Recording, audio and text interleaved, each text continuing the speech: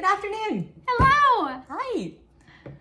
Welcome to the Knitting a Good Yarn podcast. My name is Jackie. I'm Carmen. And we are... In Southern Ontario. In Southern Ontario. That's what you usually say. Yes. And this is a podcast where we talk about knitting. Yep. And life. And a little bit of spinning. Yep. So if this is your first time, welcome. If you're coming back, ooh, we're like vibrating.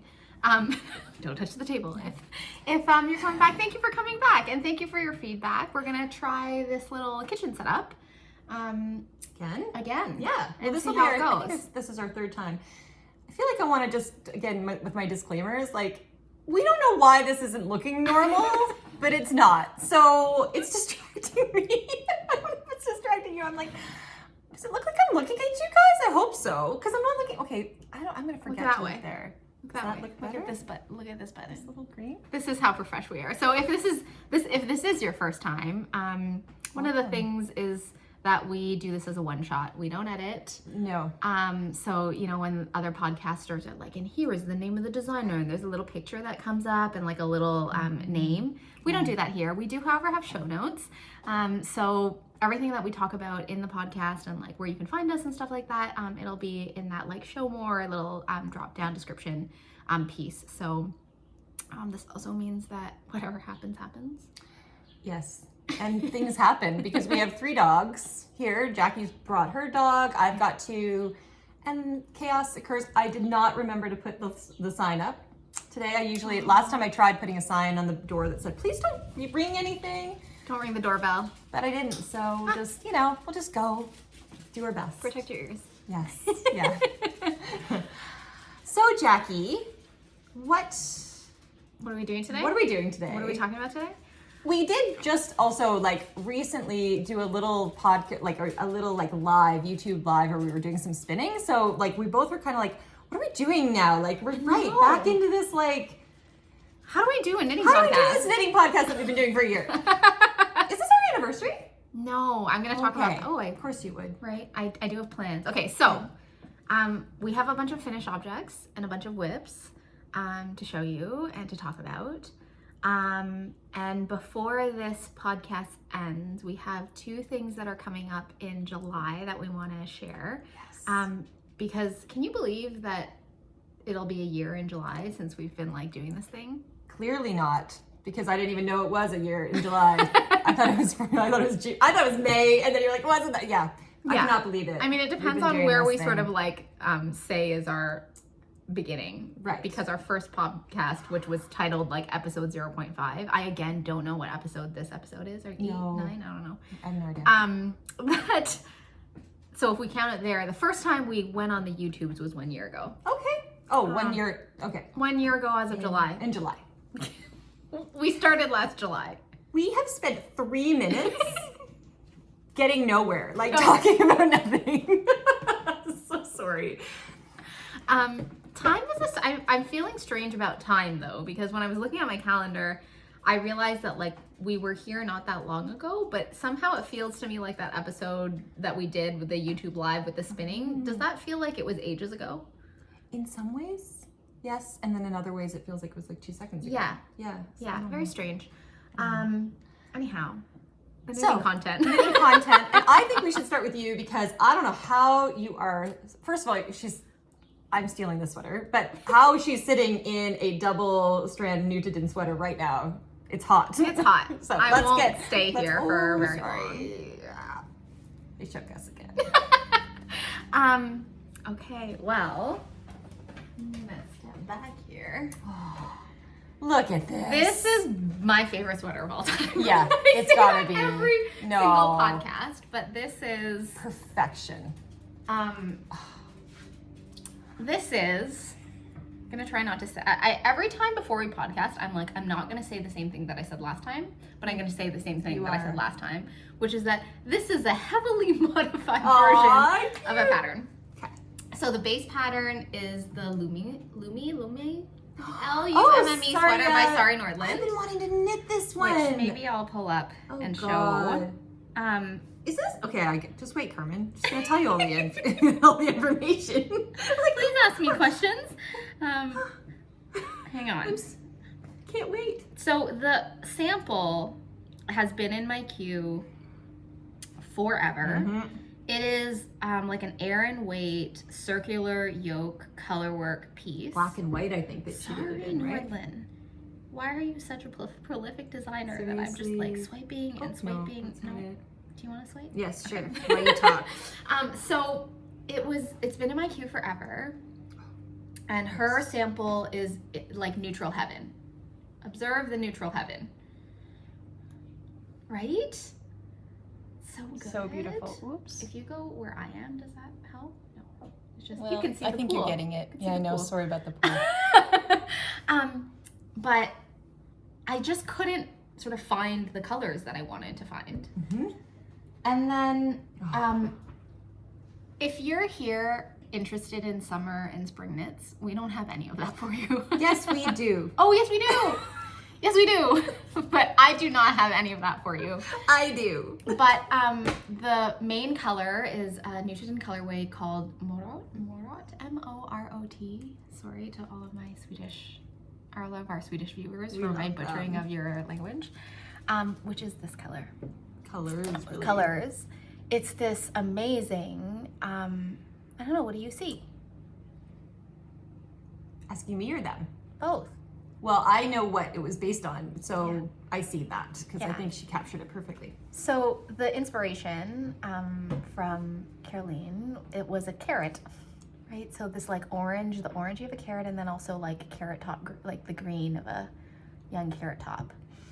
And this was like the springiest thing, right? So spring So you happens, turned it into... and I'm like, I need to knit something spring-like, which is obviously a full color work sweater. Double-stranded. But yes. it's in springy colors, right? It is, but the way you're right, it is in spring. It is very spring-like, but Right? the way it's done, I just feel like this works totally in winter too.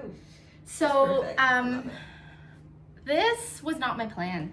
My plan was to knit it like it was in the sample, using this as the main color, and then this, very which is low Flisselin, contrast.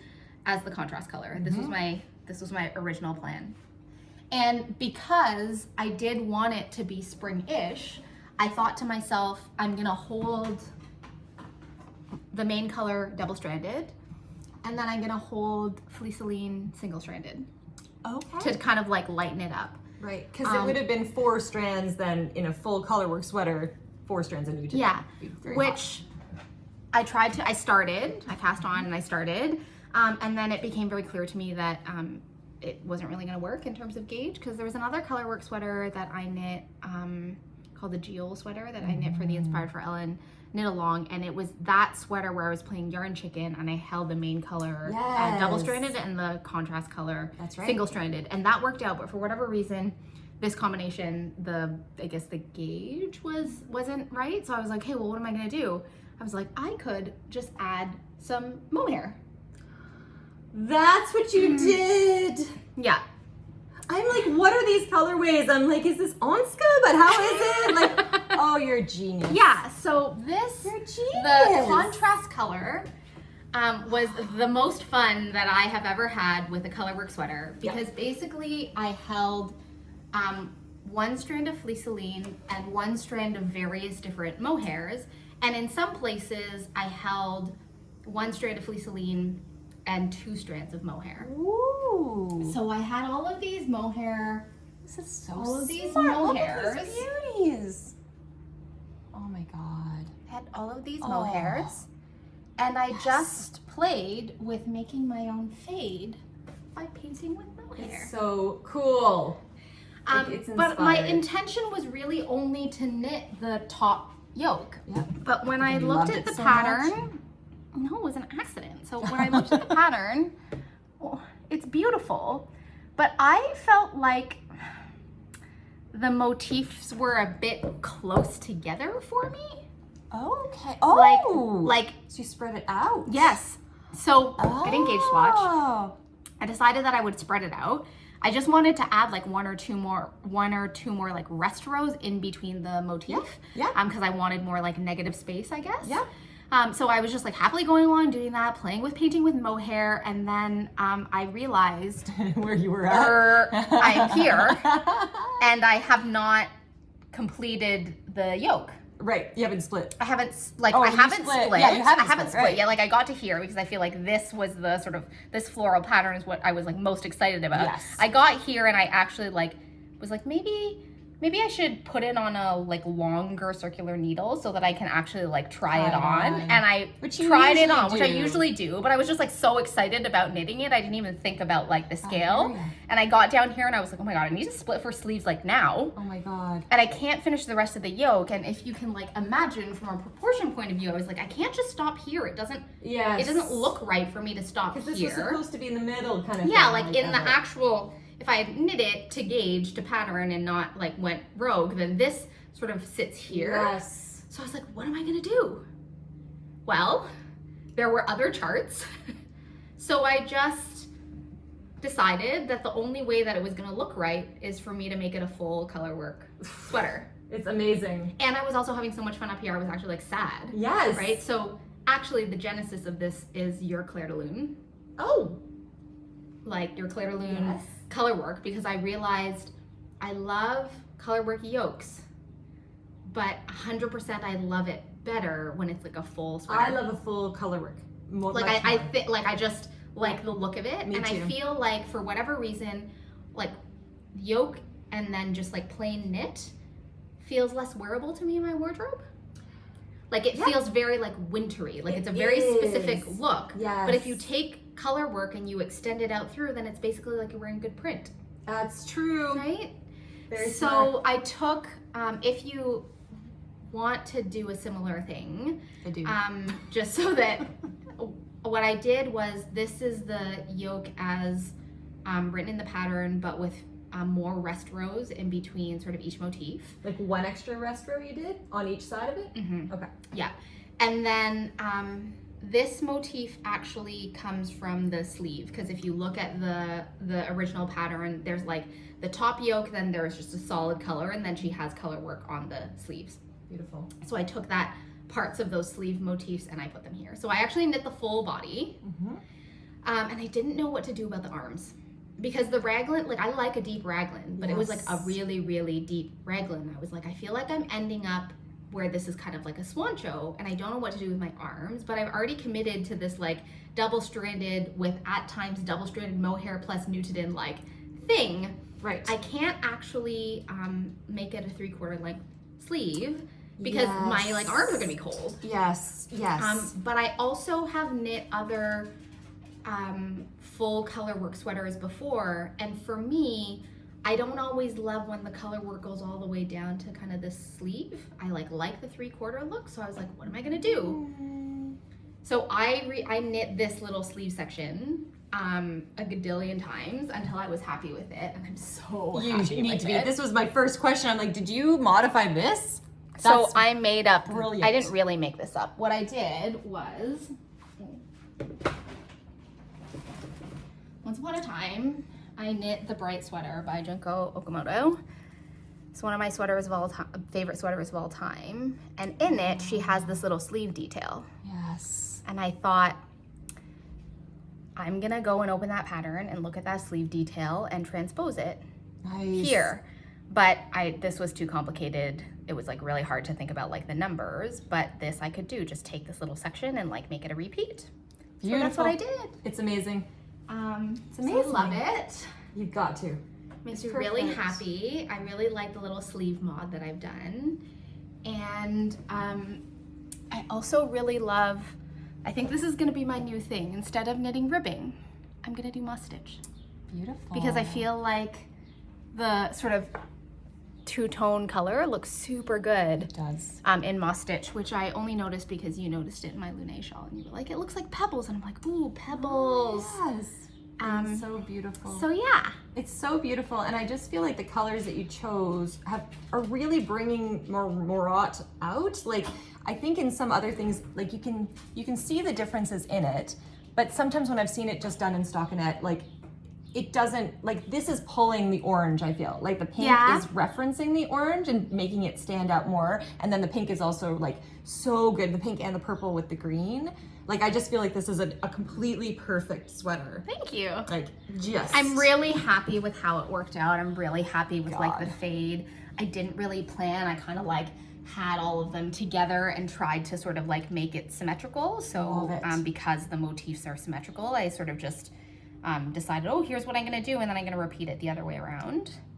It's amazing. And I did some reversals, so like the purple on the outside here, but the purple on the inside here. It was so fun. It was like painting. And so it's like, I'm like, try it. Just try it. It would be so fun. And in my head, I'm like, it is a great way to play with mohair and use mohair. Yes. Because the mohair that I had, I didn't buy. It was like sitting in my stash for other projects where I thought, oh, I want to do like a full mohair sweater or like or extra. Mohair goes forever. Yeah, right? You were always left with like because so if you much can believe it, this whole thing. So stats. It's 241 grams of the main color Nutiden. I forget the number of grams of Flisselin, but I'll put it in the show notes. But I used 52 grams of mohair in total for the whole sweater, which is not that much. No. So if you have mohair or suri or like, I think you can actually think about gathering scraps. Yes. And because I sort of, in the fading, sort of held two strands of mohair together, it doesn't, like, when I look at these separately, I mean, they're not completely the same, but there's an okay amount of contrast, right? Yeah. And I feel like they go together because I marled it. Yes. Whereas like if, for example, I like were to hold, like just do this on its own and this on its own and this on its own, like I don't know if it would look super cohesive. I'm like, oh, it's too much contrast. I think it would still look beautiful, but I do think there's more of a subtle fade where it's all, you know, and then the fact that it's mohair also because of all the halo, it already blends it also. So yeah. So inspired. So for me, it's kind of like, I feel like I got the like hand dyed, like spin cycle, like hand spun kind of like look, like that faded look without spinning it or. And with more control. Yes. Right? Because in spin cycle, I mean, I love spin cycle, but you just go with whatever you end up with. Whereas here you can make your decisions as you go. Yeah. It's really smart. Yeah. So, Lume sweater hack. So happy with it. Well, this is not getting at what you just said with having the control, but we were talking about just a little spinning content.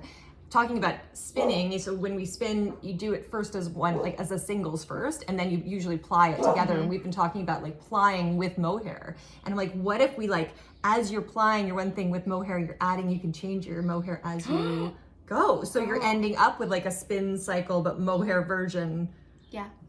And you know, I am a low contrast human being. And so like, just like a little bit of fade is kind of my happy place. Yes. But I feel like since I knit this sweater, like I'm dream knitting so much stuff in my head without the need to commit to like a yarn fade, right? I'm like, oh my gosh, like we can do so much. That's right. You can do so So much. now I just need to buy up all the whites. All the whites and the light colors, which will not be a problem for you. No. And then that means, although actually you could even do it with dark colors. You could do it with dark colors. It'd be so good with dark colors also. Or like you could do light and dark colors because, and I do think that this sort of came about because my head was in spinning and thinking about like in spinning you ply together two singles. I'm like, wait a second. Yeah. Like all of the time we can be playing with color by putting two colors together. Yes. Right? Yes. And it's like, I've seen all those like scrap along projects or like how to use up your stash. And I feel like a lot of those projects are like using the leftovers just like next to each other. I mean, there are some that are marling, but I'm like, I love marling. I'm pretty sure that I'm just going to be like, as a spinner, you're marling constantly, basically. Yeah, exactly. And with unspun yarn, you can be marling constantly. With spun yarn, you can be marling constantly. So this is my spring knit. This is my spring knit. It is. Well, And also, to be fair, Jackie, like, you don't get hot the way I do. Like, I get hot. Like, I just do. Well, I'm 8 years older, so there's a reason. I am hot, and I get hot. No.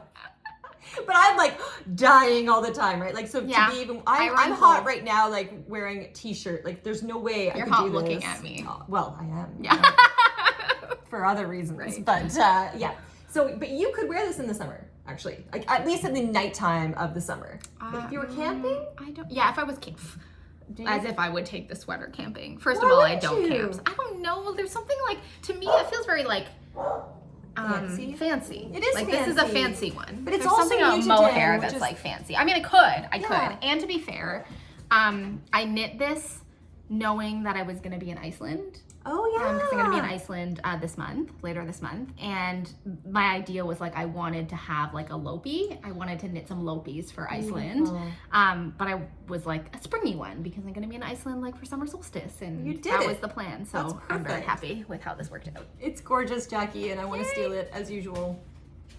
I thought that the sheep camp was my favorite sweater of all times, or of all time. I think you did it. I think you actually. I don't know if I should, Why not? because I won't want to take it off. You know. Well, this. you'll get too hot and then you'll have to take it off. Yeah, So that's true. I'm not worried. Okay, let me try it. Oh my god! Look at this gorgeousness. Oh, it's so soft. Can I just hold it up just so you guys can see? Beautiful, beautiful.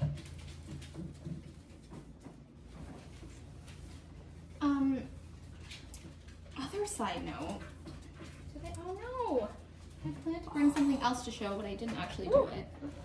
I am of the opinion. I feel like I it's a think we great have- match with this dress. It looks so good! How cute it is. Oh, it's awesome. I think you're really convincing. Like, I'm getting into, well, as long as you knit it, I'm into these lower, The lower deeper things. But every time raglans. I do it doesn't work. But I really like this. It's so amazing to me how it looks different, but still be like it's a. I don't know. Like you Yes. put it on and suddenly I see it differently because it Yeah. like sits different or lays different. It does. It's And- just different bodies. I think it wants to stay with me. All right. Well, I'm staring at something on the table that I'm like, we could trade. I see something that I would be willing to trade for, but I won't. I can't won't trade ask this you. one, No, but that one I won't. Although, this if would you've be been tempting. watching, if you've been watching for a while, I just want to take a moment to appreciate how amazing a friend Carmen is, because in fact, the Claire de Lune sweater, which was hotly debated, back when we posted about that, is now in my closet. It's with its rightful owner. It was meant for you the whole time. You put it on and I was like, that's it. That's it. Gorgeous. My thing is, one, I think we've just decided that we have a shared closet. Yes. Right? But even outside of that, I would give it to you, but I don't want to give it to you because I want to see you make your version. Yes, Do you know what I'm I saying? do. Like, it's like I want to withhold it in order to force you to do it so that I have the gift of getting to see your version of it. Right, except that I am going to try to make it almost or as exactly the same as There's enough possible. mohair. There's enough mohair. I can gift you my mohair. I love it. It's Yeah. absolutely perfection. Beautiful, beautiful. This is my favorite thing. It all goes downhill from here. I've seen the other things. It doesn't go downhill. Jackie. Yeah. Gorgeous. So happy with this one. Mm-hmm. What did I want to say? I just want to, will the camera show, the way this feels? I know. It's The halo on this? It's so soft. Nutiden is always so soft when you wear it and you just want to hug it. This is even softer. This is the fluffiest, softest thing that I have ever made or owned. And light though. At the same also time. light. Super light. Yeah, because it's less than, I think it comes out to less than, maybe 350 something, grams, right? maybe. Yeah, if so that. less than a pound. I was gonna bring it. I did have another project in which I use mohair, but I just all mohair is not created equal. Look at this ridiculously gorgeous mohair. So let me actually. beautiful. I don't. Yeah, should you I should talk about the that. mohair? No. So the mohair is mostly mohair hand dyed by Emilia Philomene, which is a Canadian dyer. And then I did use a little bit of Knitting for Olive mohair. They have lovely colors. So this is a one-of-a-kind colorway that literally didn't have a name. This one, oh no, I'll put it in the show notes. It's like Castle something or the other. And then this is Unicorn Purple from Knitting for Olive, which I'm like, that name is exactly it. hits. Hit that one. But yeah, I find, interestingly, I find hand-dyed, all my favorite mohair seems to be hand-dyed mohair. Interesting. And I wonder if something happens in the dyeing process the extra that like dyeing. Additionally floofs the mohair. Cause like, look at the halo on this. Like, look how tall it is. Like, it's so floofy. It's so and yes, part of this is also like Nutiden has a halo. So it's just like triple halo. But I have knit other projects with mohair where, like specifically Knitting for Olive mohair, in which I'm like there's a fluff, but there's like not like a flow. Yes. And it's funny, I was gonna say, because Knitting for Olive, I've never used it, but I've heard people aren't as happy with it. I find it less like not as soft. floofily. Yeah. Like it's, there's still a floof. Like you can you see this? Yeah. Like there's still a halo. But in comparison? Right? But in comparison, like that it's like floofier. that halo is like so floofy. Yeah, totally. I mean, both deliciously soft. But I actually haven't knit that many Nutiden plus mohair projects. A lot of people knit Nutiden plus mohair projects. And now I will. I can see why people do it. I do think that my preference is still Nutiden straight up, personally speaking. Like for the feel or? Both. Because part of the reason I've never knit, or I've only knit once with Nutiden with mohair, is because the colorways of Nutiden are so beautiful that I don't, like it's like I don't want them changed in any way. But it's so smart to do it with the white. Although Flisselin is also this is color. one of my favorite. Yeah. This is one of my favorite colors. It's a color. It's a color. Colorway. But I have enough of this in my stash, and I've knit with it solo that I was like, okay, because I've had it solo, now I can add mohair and be okay with it. It's beautiful. But for example, this. How would you say this? How do you say it? I think it's Morot. Morot? Morot. This I was like, I cannot mess with it. Mess with that. Because like I didn't want to mess with it. You would lose all of that that's already in it. However, one of our friends, Danielle from Old World Knits, she knit with this color and she held a strand of mohair. And I think that's one of the like few times where I could wholeheartedly say the addition of mohair to a Nutiden colorway enhanced it. Wow. And so I have some left, and my plan is maybe, again, because I've done it solo. Yeah. That I can now maybe play with it. And I'm thinking about holding it with like a powder pink mohair. Oh, yes. Yes. But I have that tension, right? Like when you have something, I felt like there was a part of me that literally like felt guilty as I was marling, because I'm like, this is perfect on its own. Like, why am I needing to add things to it? But you know what? Like sometimes it is better together. Well, or both are good. Yeah, right? Both are good. So like I feel like I don't know why this analogy is coming up because I know nothing really about it, but cooking, there's like ingredients that are great on their own and also amazing if you put other things. Yeah. Right? Yes. Like a steak would probably taste really good, and then a steak, I think people put butter on a steak too. Yeah. And both of those are really good. Yeah. Like, and I think contrast is sometimes something that brings out a certain quality. I agree. So I get the Nutiden mohair thing from a sensory point of view now. Yeah, me too. Yeah. It used to be my favorite combo was Nutiden plus Surrey, but this is giving it a run for its money. But that was Surrey as its own on CC. its own, as its own CC. So it wasn't actually It's really fun to play with different textures. It is. As somebody who doesn't knit with much other than Nutiden, I'm like, oh, look, another kind of yarn. So exciting. You have found a way to make Nutiden new each time and still be Nutiden. Like you really only do knit with Nutiden, but it's new every time you do it. So well done. Well, because it's unspun. That's the thing with unspun is you can do so much with it. Yeah. Right. All right. That was a very long time on one sweater. Love it. Well, it was worth it. But yeah, Gorgeous. It's gorgeous. this is my silhouette. This is my new silhouette. Started Your with the new sheep silhouette. Well, I feel like it was like the sheep camp sweater made me think round yoke, not really high, like deep raglan, 3/4 sleeve. That's my like deal right now. I'll put a challenge out there because I probably won't do this to our audience.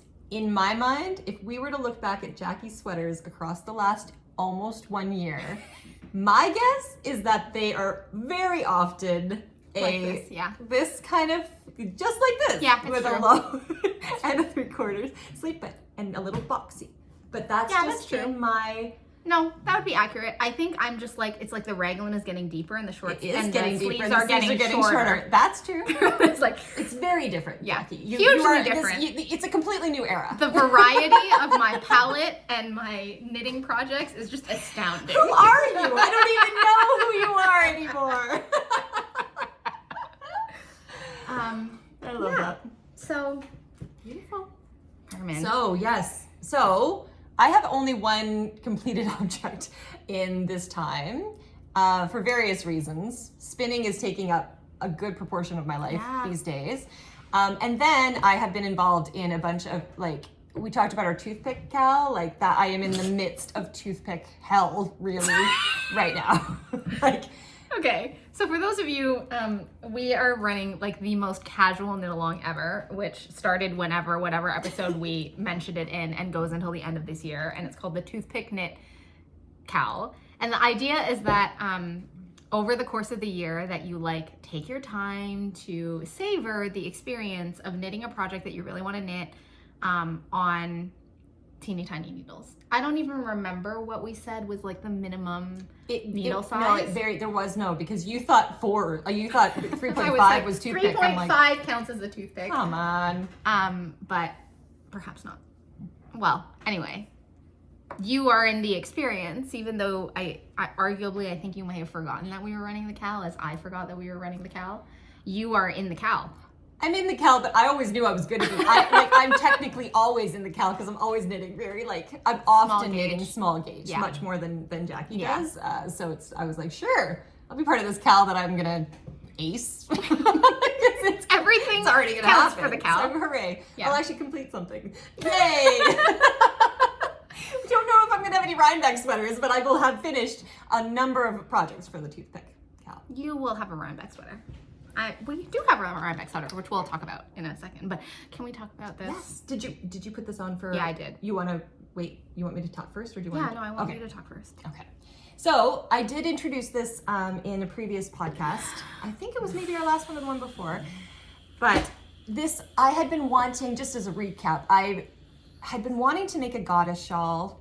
That, Jackie's got goddess shawls, Alex from the Serenity Knitting Society, Amy Palco, talk about these ideas of like a shawl that would represent, not necessarily, it doesn't have to be a goddess, but a shawl that represents something that's important to you, and that you can then wrap yourself in and feel like you're like being protected by that particular entity, being, idea, energy, whatever you want to say. To be enveloped by the energy of something. Yes, exactly. So end of March, I realized that and you can go back, but I realized that I was connecting with the goddess Eos, who is Aurora in Roman, in the Roman tradition, I guess.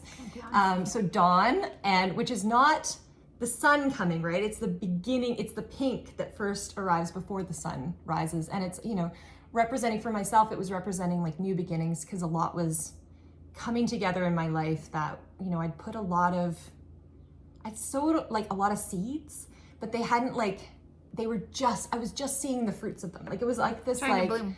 Just starting to come out, or feeling the energy of it coming out even. And I actually looked up online. I was like, is there a goddess that's like represents this? And then, this one came up and I'm like, this is perfect.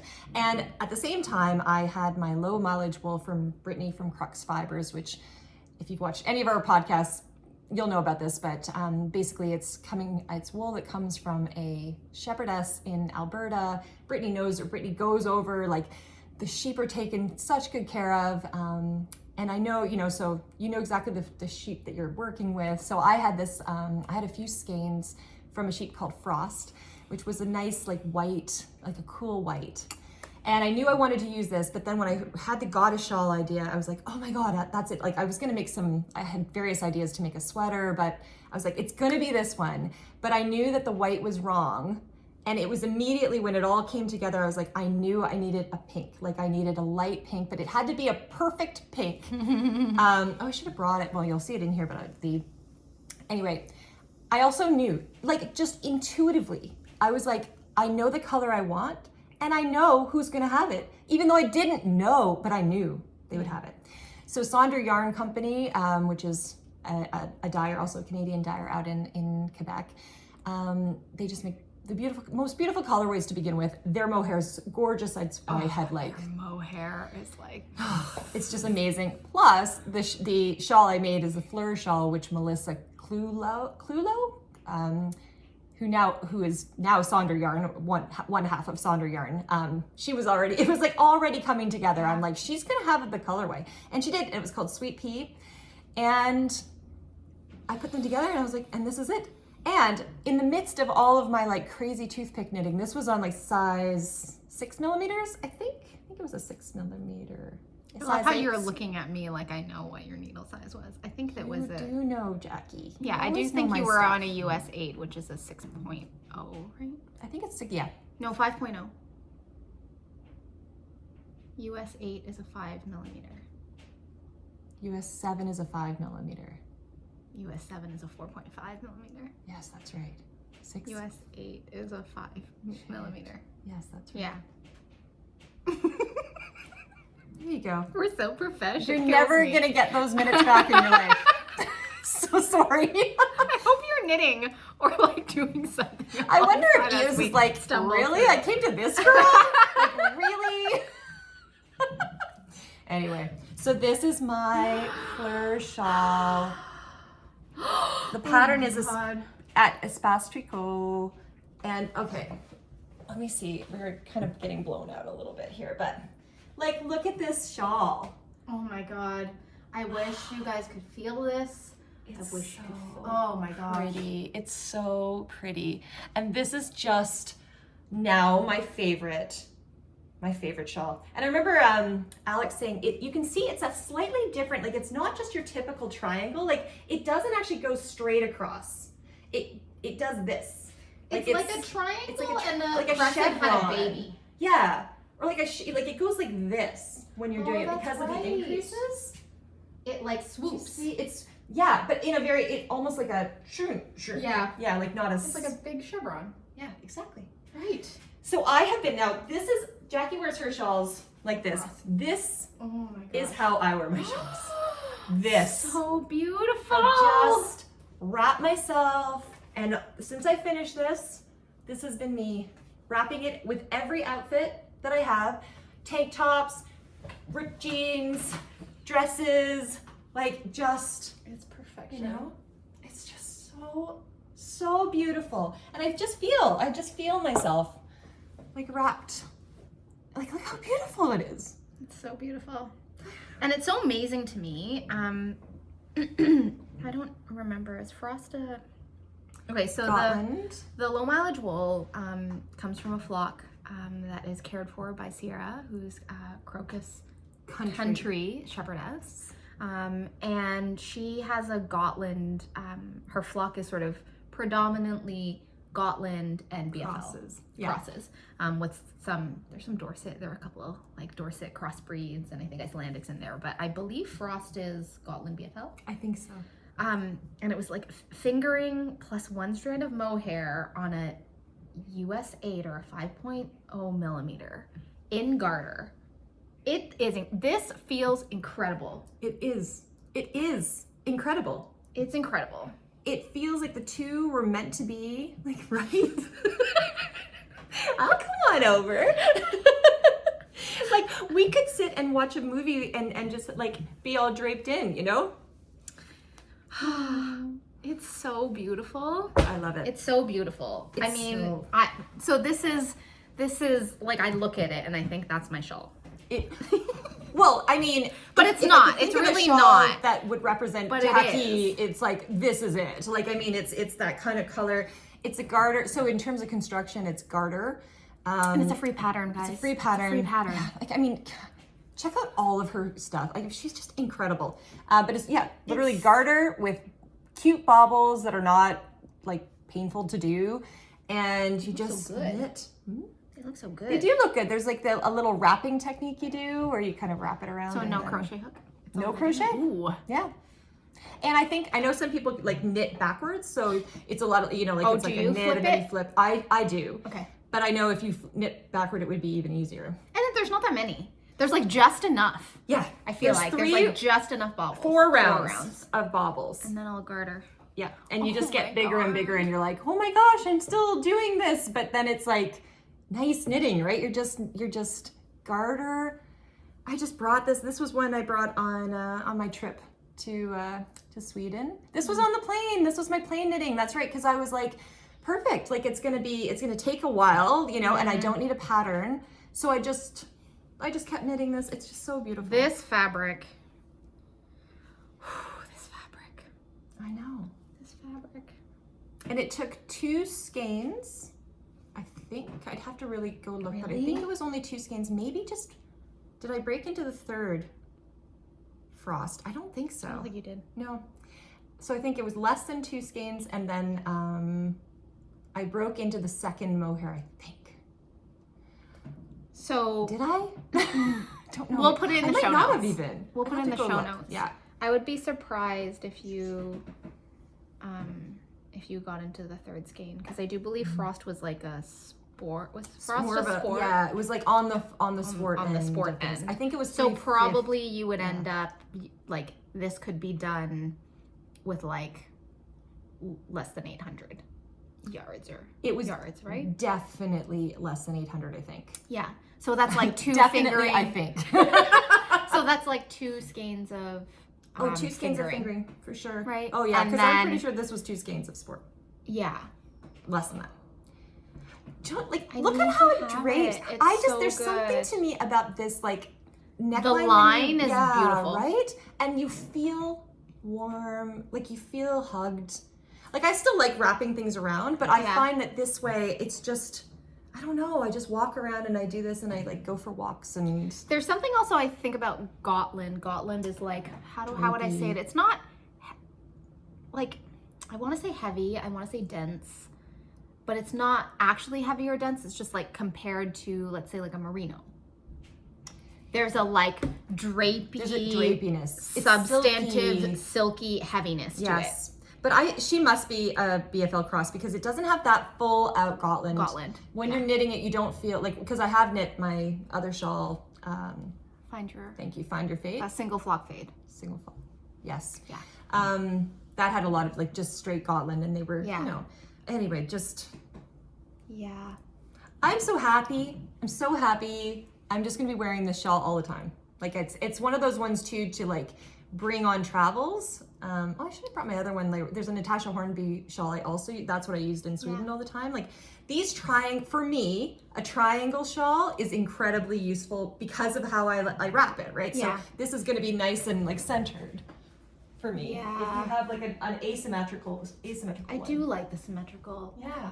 to wear. And then if you sort of really that want to style. like, you can wrap things around kind of thing. But Well, that And one I sometimes feel you like can just also- wants to drape in the direction that you've draped it. again, sometimes I'll like tie it here. Yeah. Do you have a favorite shawl shape? What's your favorite shawl shape? For those of you who are shawl knitters or wearers or shawl coveters like I am currently, what's your shape? Because I do feel like this is going on this is happening. Yeah. This Yeah, shawl is you'll love happening. this. And I don't have any, I like a crescent because I like long and shallow. Mm-hmm.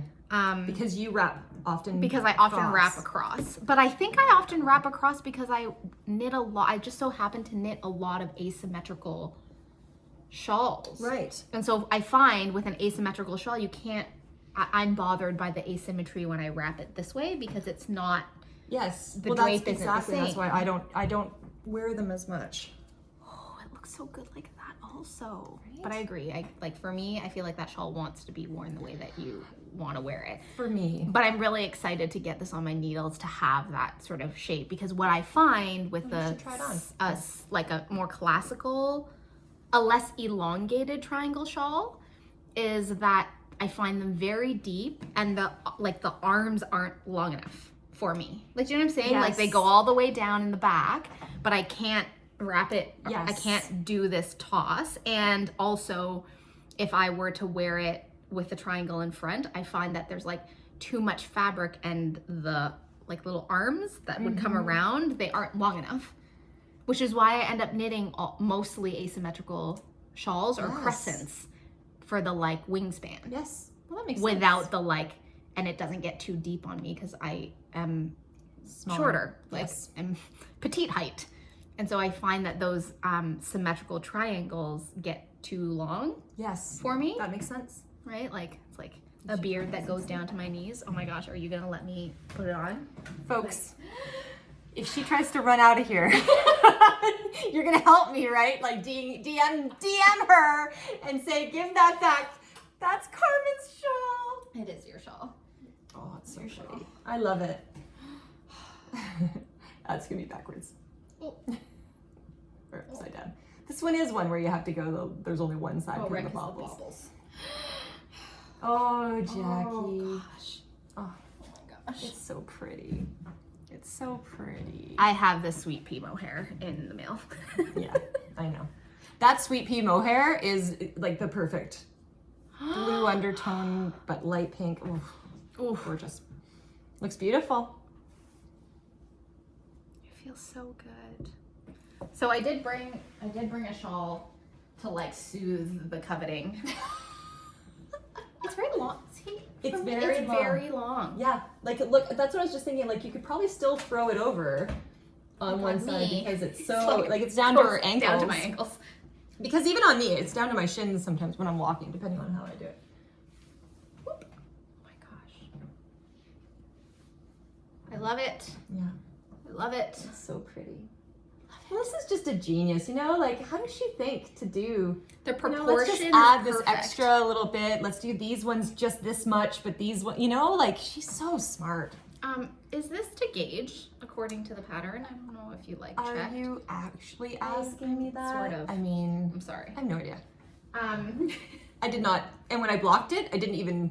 I just laid it out. I put it on my deck. Yeah. Just laid it out, and that was Oh, it. see, the arms are long enough. Yes. See, I like See, that this looks is really a good length Yes. for me. And then there's also the ability to like do a little tie underneath. Oh, see, We should all knit this one. I mean, should we do a Fleur along? Well, I can't participate in it, but you can definitely do a Fleur alone.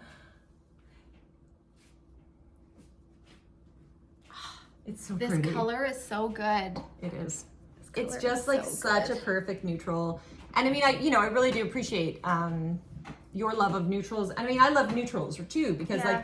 like they just go with everything. Like I was wearing gray. Oh, like okay. So for example, I was going to show this one. Like I could wear this. Like look how pretty that There's looks. something there. about this pink that I This think is like blue. the pink that goes with all colors. Like not Yes. all pinks go with other pinks. Like pale pinks, I feel like peachy pinks are actually hard to match, but this pink Perfect. is the perfect pink. It's a perfect pink.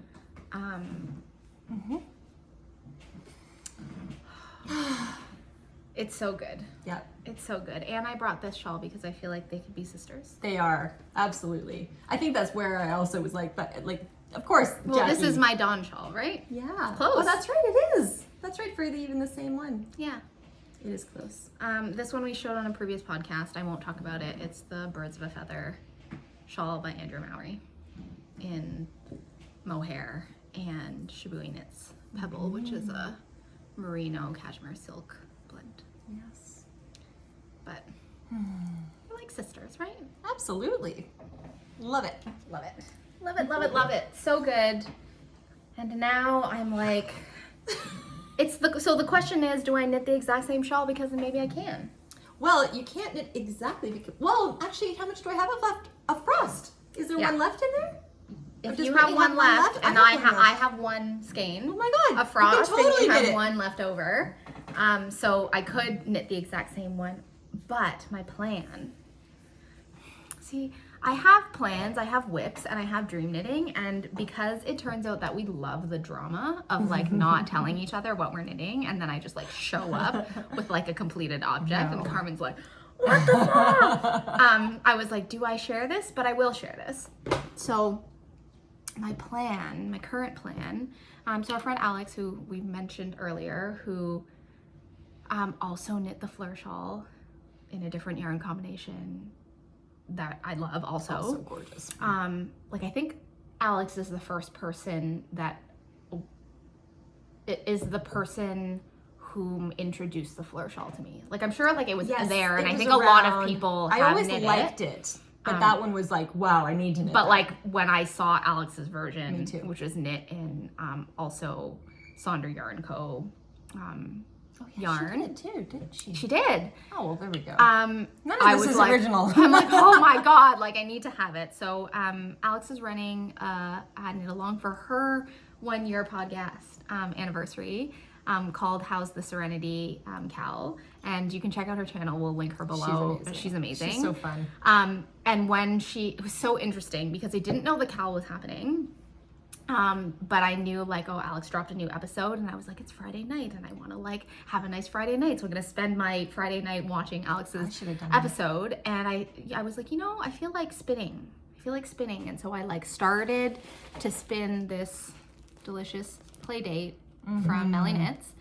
And as I'm spinning it and she's talking about the Cal, I'm already working on the project that she's talking about. Oh, because I love my plan for this was actually after I saw Carmen's was to spin this up to knit a Fleur shawl. Perfect.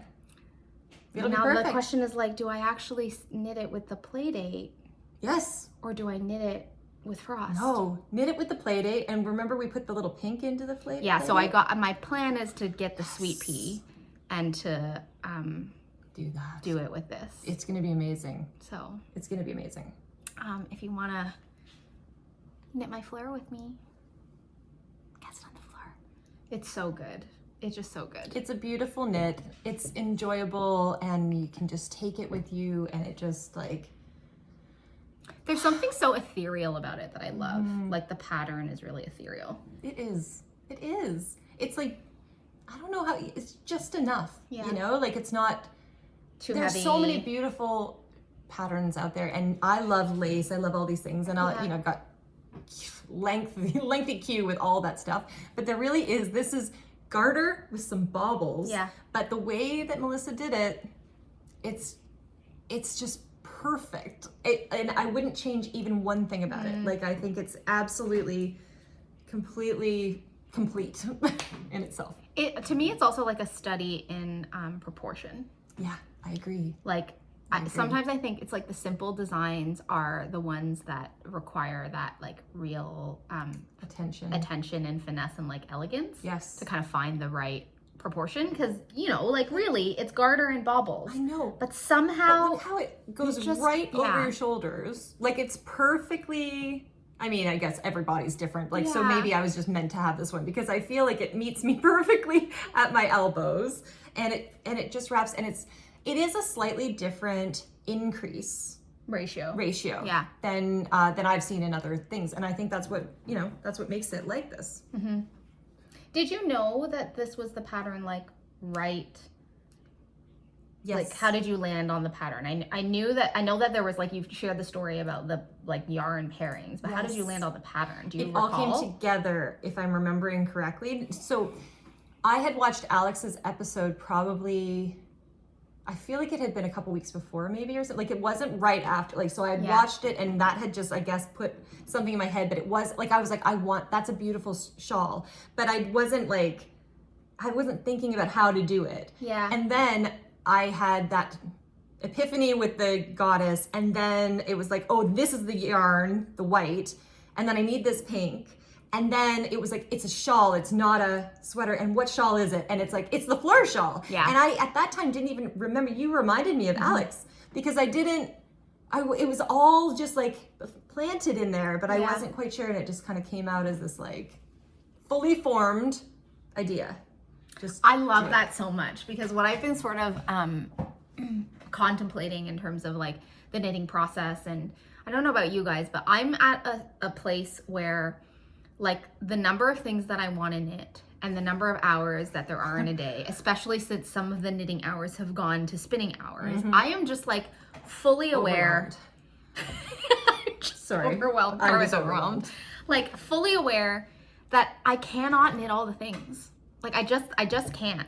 And so, you know, I used to be one of those people who had like all of these patterns that I loved in my mind. And then because the only yarn that I had in my stash was Nutiden, every single time there was a Nutiden collection, like if you were to look at like my knitting notes, there's like a colorway and a pattern, a colorway and a pattern. So I buy with the intention to fulfill the patterns that I have in my head. Yes. So that was my process. Yes. But now that my fiber world has exploded, Like, it's no longer just you're like, we can't eat that. Nutiden. Like I actually can't hold all of I can't hold all the possible patterns and all of the possible like fiber that's coming into my life. I can't hold it all to sort of make the matches happen.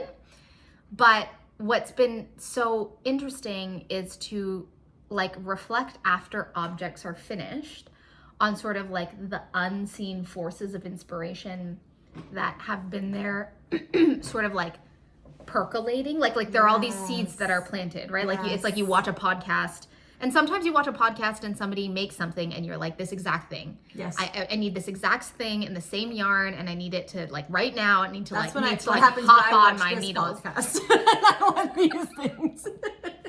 I was like, you're saying you're inspiring yourself? How does that even work in time?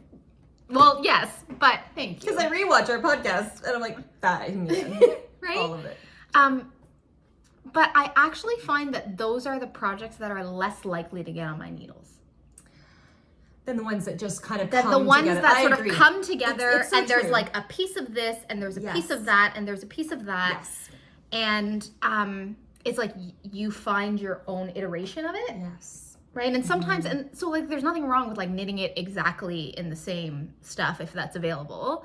But I also kind of like the state of being so overwhelmed by your cue that it can't actually hop on your needles. Well, it could, but like then you'd be on whip number 13, which is where I'm at right now. I cannot actually cast it on because I am out of needles and I'm out of brain space. But in that process of like not being able to replicate it immediately, it's like it goes into like this underground place. Yes. Where it turns into something else that like maybe is a more personal expression. Yes. I right? like that. Yeah. And also the idea of how we're inspired by each other in a way that is different from like the carbon copy form of inspiration, which I think was really prolific for me when I first became a knitter. And I just like didn't know enough about knitting. I was just like, I see that, I want that. Yeah. And I want exactly that. And then sometimes you knit it and then you're like, oh my gosh, it's not exactly that because my hands are different and my body is different and all, et cetera, right? Yes. But so cool to be able to reflect back and sort of see the little seeds that were planted and those influences. Like, I want to claim somewhat the credit for this color combination. And not that I made it for you, but that like, you know, in some ways I was like maybe it began because you went and you bought this. That's true. I recall. I actually have it upstairs. Have I made it? Right? But you won't have, like, I feel like you won't have to make it now. True. Because you, like, it sort of rolled around in your subconscious, unconscious, and then, like, popped out seemingly fully formed. True. But I think it was actually, like, you were, like, gathering little pieces of it. I was just over thinking, time, so right? You're absolutely right. And that means that I have a kit for this if anyone's interested. Because I have it. Because you're right, I might not knit it, but maybe I will. But no, I agree. You know what I agree. mean? Yeah. And I love the idea of like those strands of inspiration sort of like being out in the world. And, you know, I'm really aware that we get to interact with so many of you that it's often like I don't realize that I've been influenced by you until like way later, like in the same way that we were both influenced by Alex but didn't realize that we were influenced by Alex until like later, like until after the project is done. It was like, wait, this started in part she basically made because of Alex. Like Alex made this shawl. That's right. That's right. But isn't that so beautiful, right? Like this co-creation that we're all sharing. We're all part of the same kind of energy, and we're like influencing each other. But like, you know, like you're saying, this shawl is my shawl, but it's also Jackie's shawl, and it's Alex's shawl, and it's Melissa's shawl, and it's like all the different coming together that we are sharing. And that's what's so lovely. And I think what, you know, we talk about with this podcast, like what's so beautiful about having it is we're sharing our stuff, but then we get to see other people's things because you guys respond. And then we get to look up other people's, you know, they'll like, I did it. Actually, somebody on Instagram, she was like, I did a Fleur shawl, but in multicolor. And I was like, what is it? Like, so I tried to find her. So the Fleur shawl actually comes in 2 versions. The first one is big. This is the smaller size. And the first You did the small size? Yeah. The first one is a larger gauge, bigger bobbles, and it's done with 2 colors, I think. And so she made this beautiful shawl, and hers is so big. She's like, she can use it like as a blanket, like. Well, this is good information that you did the smaller version of the shawl. I'm trying to pull it up, because now that you're talking about it, where's the actual samples? There you go. Sample? Yeah, that's the original sample. That's what they made. Oops. Let me see if I can actually find it on the Sonder. Okay, so I'm trying to like do the good podcaster thing and say it's a free pattern that you find through Espace Tricot. And we'll link it. We'll link the pattern in the show notes. But why can't I find it on the Espace Tricot anyhow? Oh, I see. So this is the sample. Oh God. I know. I wonder, can I? There we go. There? Sorry, I'm sorry that I blocked you out. But that's the original shawl, and it's beautiful, but that would not have hopped on my needles. Right. I think now I'm taking back, I'm like, I think Alex's version was the first one where the stripes weren't there and the baubles were smaller. I think so too. I think that might be it. Hi, Lily, it's okay. Oh, look at you guys all coming. Wow. You actually listened. Little pack, look at Oh, you. hello, little terrier pack. I think you're right. Right? Yeah. But multicolor. I know. My brain just went to fade. Oh my God, totally. My brain just went to but fade. These are all right. Like it's like there's always other things that will also be beautiful. Like this is so basic and like just classic, perfect. You see her? She's gone. I'm gone. I'm sorry. I left you watch me go into dream knitting. Because this you could change your mohair, right? That's what you're thinking? Yes. Like it could be a horizon, like a sunset. That's when I'm like, can I fade fade the mohair? So easy. Or could I do just the baubles with a different like? I think somebody had that in there. If I saw that, like not just the baubles, that would be a little. Because one of the other version is like, I guess the bauble row is a stripe, and then the bauble is a different color. That would make but it easier, because I think it would be annoying to have to change. Like you'd almost like you'd be carrying it. Yeah, I don't know if that would be as. Anyway, it doesn't really matter. All right, I'm back. No, I'm not. I'm still gone. I'm just like a fade Fleur. It would be beautiful. A different bauble, a color bauble Fleur. Never ending. But this is the problem. There's so many patterns. This is the problem. This is how the overwhelm begins. I am so overwhelmed. Are you? I'm at like full saturation, like more than full saturation. Around? Like my knitting and my spinning, like I just got so much beauty just waiting for me, and I just don't have the time to do everything. And knitting takes so long. Like I'm like, can't I just get this done like super fast? Like so I could go to the next one. Like I bought so much beautiful wool from Denmark and Sweden. Like I'm just Well, I think the solution is to not do our toothpick knit cowl and to knit things on big needles. Well, that is right. Jackie suggested. So this one I'd finished, And then I was in the doldrums of toothpick land because the rest of my stuff was all toothpick. And Jackie's like, you need another like, well, should I just talk about that really quickly? I'm gonna shut the door because I don't know if they can hear the lawnmower. True. You get your thing, I'll shut the door. So Jackie and I, this is sort of sorry, I'm just gonna get this thing out of there. This is a Jackie collab too, because you were the first one to find this. I mean, we all know how much Jackie loves Aegyo Knits, which is a Danish mother-daughter knitting design team. They make them just absolutely beautiful sweaters. So when this came out, the Eurus sweater, sorry for all the crinkles, because that's just how I roll. This is what we both just died looking at this. And then we were kind of thinking always, what are you gonna make it in Nutiden, possibilities and all this. But there was something about this. Actually, I love this white one, but they also had a gray. The second version was in a gray, and I was like, I think I just want it in the original, which I rarely do. Usually I'm like, I don't always like knit things in the original version. But this one I felt like I wanted to. And it's, I'm just gonna show you guys what is that, oh, is that backwards? No, Maybe. I think it's Do you okay. think it's gonna be? Handverksgarn from Hjelholts Uldspinderi, which is a Danish, you're welcome. Sorry. You're welcome, folks. A Danish company. And I looked and I don't think I could find it anywhere in Canada. No, you cannot. Anywhere. I tried. Yeah, I tried. so then I'm like, but wait a minute, I'm going to Denmark. Like, I'm literally going to Denmark, so I'm gonna get some there. And then of course I'm like, Jackie, like, let me bring some back for you. Thank God, because our friendship would have been over. Well, no, I just would have lost my sweater. We all know what's gonna There are happen. many reasons why our friendship would have been over. I would have had to steal it and never Totally ever would've see stole you it. again and just like ghost you. That's right. It would have been worth it though. I think it would have been. Anyway, so I had originally thought that I would go and get the gray, and then Jackie, I said, Jackie, what color do you want to do? And they had just come out with this new icy blue color. Should I show it to you? Like, is that not like frozen water? Oh my God. Anyway, so I was like, oh, I feel like I need that one, but maybe I want the gray. Anyway, I went to Denmark. I got together with the wonderful Hille from Danish Musings. If you have not checked her out, you need to right away. She's got an incredible podcast actually about Denmark.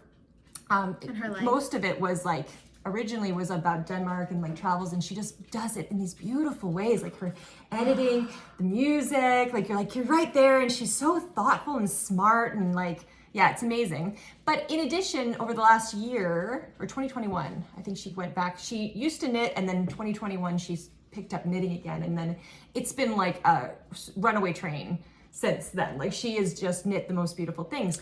Talk about somebody who I want to carbon copy everything that she knits. I Everything. went to her house and I tried on every single knit she has. And there was one sweater, I was like, I think I don't have to knit this one. Out of 25. We were taking pictures and I'm like, yep. And then I ended up buying the wool for one. Like, I'm like, I'll start here. And anyway, I'm getting off that. But anyway, she's incredible. And she does a lot of knits for Aegyo Knit. So she does a lot of testing because they're on the same island. Is it just island, or they're even in the same town? I can't remember, but Close.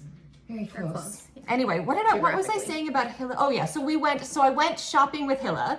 I didn't know that. Yes. Oh, I bought this with together? her. Yes.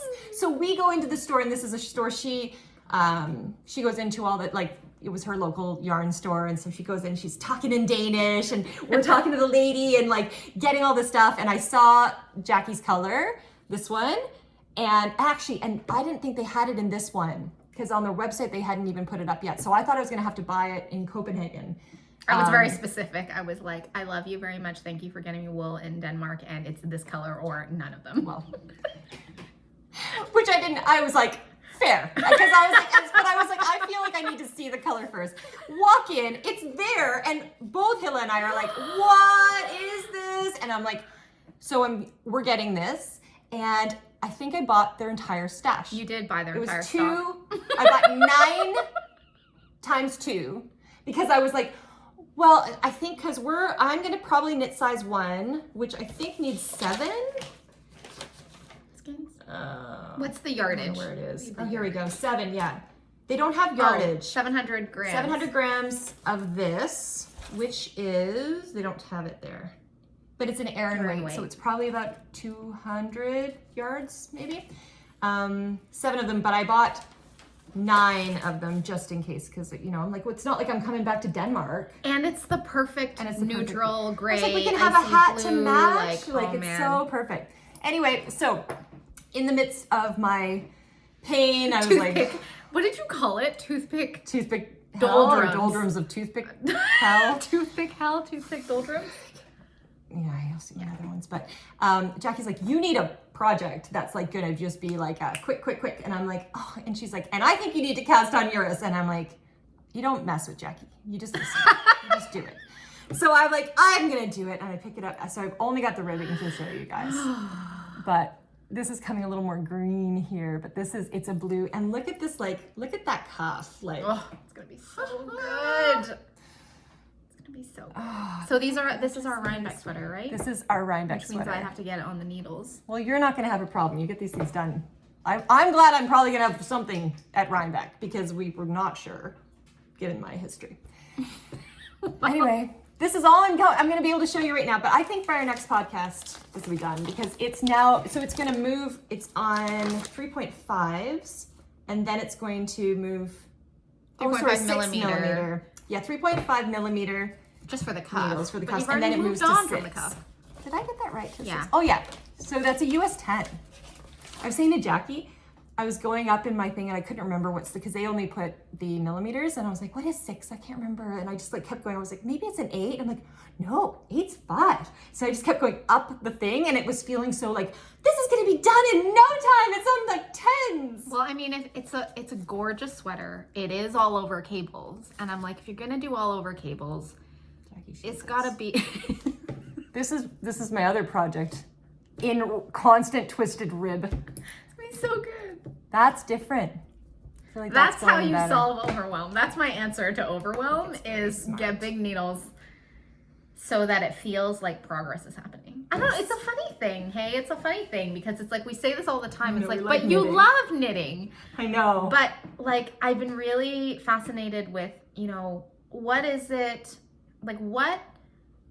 that results in you not being happy about your project? Like you not being happy about the process. Like like something because at least for me, I'll speak for myself, it's like I am so excited when I cast something on and I'm like, yay, and then at some point it goes from yay to hell or like yay to doldrums. And that's usually in what the is that stockinette body for me. But it depends. I think it is the construction because this one is all cables. So I'm gonna be like, yeah. You start at this side, I think, and then you kind of make it. And they're happy cables. They're happy, They're good cables. Lots of cables. That will keep me engaged, and it's on a very large gauge, so I will feel like I'm making progress. Yeah. Whereas this other one that I'm doing, I'll bring it back, but like that, I'm just knitting and knitting and knitting and knitting and knitting and knitting, and then I'm like, and I got this far. And it's half twisted rib. Half twisted rib. On what size needles? 2. So 2 point. Now the good thing about that, do you want to say what project that is? I know, sorry. I'm just giving you all my these are all my whips. all the whips that in one go. Then we'll go to Jackie. I know. She's got great stuff. We'll get mine done, and then you can know all about hers. But I'm in a rush. the contrast, right? So this is such a heavy, like, I mean, the other piece of this is I'm knitting some massive cable sweater in the middle of June and July. Like, yeah, it's gonna sit there after. See, this is my get at some, like right now you're in happy phase. Yes. But I do believe that at some point it's gonna go from joy to sadness. And it's just so interesting to me because it's like nothing has changed. Do you know what I mean? Yes.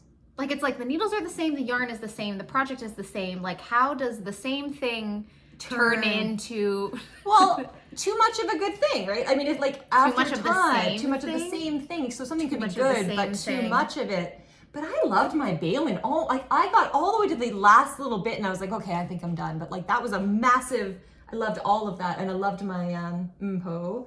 I love the cable. I don't know. Well, I mean, we'll check back. It's hilarious because Ask your me. doldrums is my joy, Yes, I know. right? When Okay. I get to like simple stockinette. Well, it's not I ribbing. didn't say half twisted rib is my joy. I'm saying stockinette is my not joy even and half garter is my twisted rib. joy. It's half twisted rib, one row, and then it's regular rib. Oh God. So then I'm like, am I But the it's right so one? beautiful. And, okay, it is beautiful. And at the It end is of the day, beautiful. okay, so I'll set this one up too. I'm, We she's still talking. We're so chaotic today. I'm like, do you think, Is are this we new? more I don't chaotic think than so. usual? I feel more chaotic Oh, than I feel usual, like but we're maybe just this is just our totally like regular. normal. So I think I've said this, but I so recently took a trip to Sweden and Denmark and met amazing people, and it was just incredible time. But when I went to see Hilla, like got this yarn, and I actually was going to cast this one on, and then we're back in Copenhagen. I went just with my husband. He was working, and so like I kind of tagged along, and so we had some time. After meeting with Hilla, we had a few days in Copenhagen, and we'd gone and seen a bunch of sites, and the next day we didn't really have anything that we needed to see. And my amazing husband, you know what his suggestion was? Let's do a yarn store tour. Let's walk he's to a all keeper. the yarn stores. And then when we were there, he was like, you need to get stuff. I mean, I love your partner. I love him so much. I know.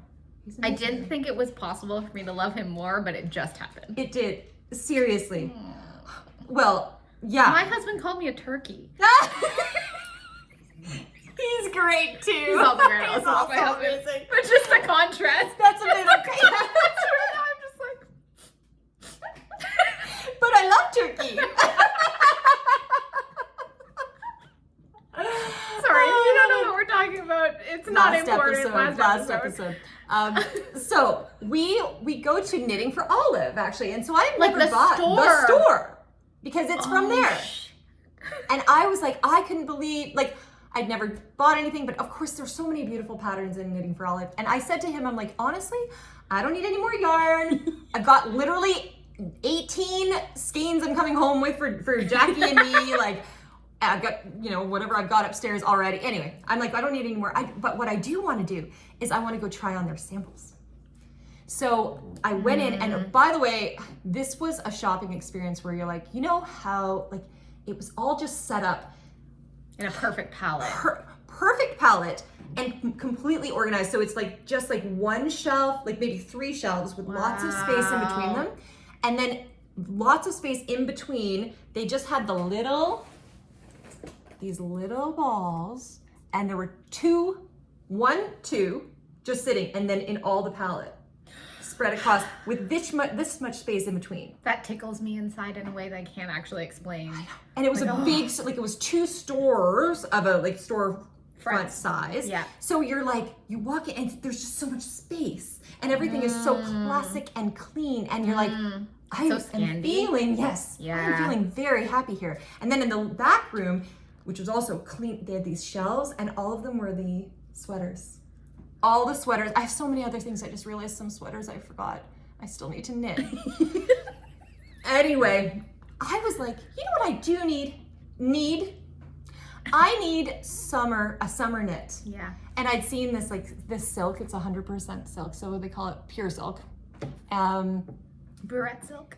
Is it Burette? Yeah. Oh, nice. It's called lamb's ears. The color. That's exactly like the Burette silk. plant. Oh, yeah. Okay. In the back room, they had a section that were all just tank tops. So I saw this one. This is a tank top that until you brought it to my attention, I didn't know existed. And I'm like, why has this one not caught on fire? Because it's gorgeous. I know. It's pretty like boobalicious. Well, my husband was like, yeah, knit that one. That might have part of been like why he was like, Buy the yarn. Get the yarn. Put that to make that. Make this sweater. I didn't try it on, so hopefully it does fit, but I just held it up, and it was just so beautiful, just hanging there in its silky goodness. That's just like, you know, silk just drapes straight down. It's heavy, but cool, like to the touch. It's cold, like even when you feel silk, it doesn't feel warm. It feels like I'm cool in the summer, but soft. So anyway, then John or like my husband and I, we were picking colors and I was holding them all. And then he's like, well, I love that one. And I love that one. And then he's like, what's the difference? But we went on this one. Oh, it's good. It's going to be good, but It's gonna be good when it's done. Forever. But the one thing that's saving me is the other day, I was going because I like to go for walks and I went to a coffee shop. So I walked to a coffee shop and was knitting. And on the way home, I realized I could knit while I was walking. I know everybody does this, but I just didn't do it. I've never done this before. I'm not certain I can do this. You can do it. I mean, I fall over. It's a bit of a danger. Like that's what I'm saying. Like I fall over without knitting, and I feel like it might be a hazard for me to put needles in my hands. Well, especially but these. Bamboo needles. Like I feel like it'd be fatal for me or another or person. anyone around us. But like, so wait. Does this mean that you were walking without looking at your ribbing? No. That's what peripheral vision's for. No, I really couldn't because, well, okay, maybe I did a little bit with the ribbing, that's the straight ribbing, but not the twisted. I had to like look to see it, so I just would look up, look down, walk. But it was so light, it was easy, and I had my little, like this cute little project bag. The little like, wrist, on my wristlet wrist thing. Just walking along, Oh, letting people laugh at me. It's all good. I was like, I don't care. I walked into Shoppers, knit, get the stuff, knit. Yeah, anyway, so that's helping things. I'm like, okay, I can't wait to see that on. Me too. I almost cast it on because I bought my local yarn store, Hand Knit Yarn Studio in Hamilton. They started to carry knitting for Olive. And I am like, I've said this before, I'm a triple A human being. And so like knitting for Olive and the way that like just their aesthetic and how they set it up. And there's like 18 shades of gray and 18 shades of pale pink. And they're all arranged in a chromatic order. I'm just like, I love everything about this. However, I have to say, like real talk, when I've bought knitting for Olive in the past, like for example, this unicorn purple, it's beautiful, but it did not look like this color online. I find that like my screen and knitting for Olive screen, like they don't match particularly well. And so when my local yarn store, they started carrying knitting for Olive like in person, and I went and bought a lot of knitting for Olive pure silk with no patterns in mind. No patterns in mind. I just thought I do really like silk. Like I do have a silk, like a store-bought silk. And I remember there was a time that I was traveling a lot to India, and it was like in India, like it's like I would wear silk, and this makes no sense to me, but I was more temperature regulated in my silk clothing than my cotton clothing. Oh, for sure. Does that make sense? Yes. I think silk is different. Like I think it pulls, because cotton's not good with sweat and things. Like silk is just that's right. Because like you get to a certain moisture level in cotton, and it just feels like you're moist all the time. It's like not good. I'm sorry, this is a gross conversation. But like, yeah, so I was like, maybe if I get myself some silk, then I will knit an actual summer top. So I have silk, and I knew that like, in my head I looked at patterns, and I'm like, I can buy not that much and make a tank top. But have I actually made a tank top? No. I'm waiting for you to finish this so I can try it on as the sample and see do I actually like it before I venture into like what seems like endless ribbing. Well, and wouldn't it be smart for me to have tried this on to make sure it fits me? It's ribbed. It's fine. Well, I'm going with that, but every time I'm like, Carmen, just get your stupid little like barber cords and try it on. I haven't. You don't do that.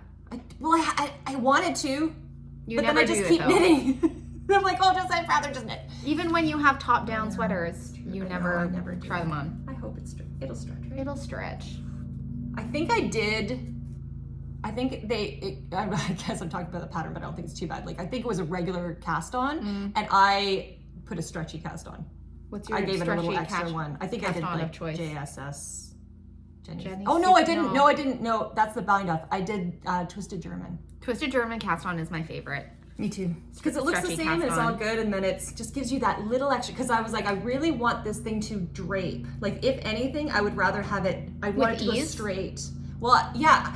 See, that's what I pictured. I don't think it's going to be with these. When I looked at the actual measurements, it's negative ease. Yeah. When I looked at the sample, it felt like a very drapey camisole. Yeah. When I held it up. So I don't know what it's going to turn out like because I didn't even try. I know nothing about tank top and t-shirt sizing. I think that's part of the reason why I'm like hesitant. Like I know my magic numbers for my sweater. It's like I know this is not how much ease, and every single like tank top pattern that I peruse, they're talking about like so many inches of negative ease, and I'm like, I like form fitting is not my aesthetic, and the idea of like knitting something with negative ease like it fills me with trepidation.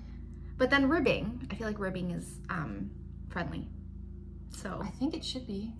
It's a gorgeous top. Thank you. It's gorgeous top. It better be.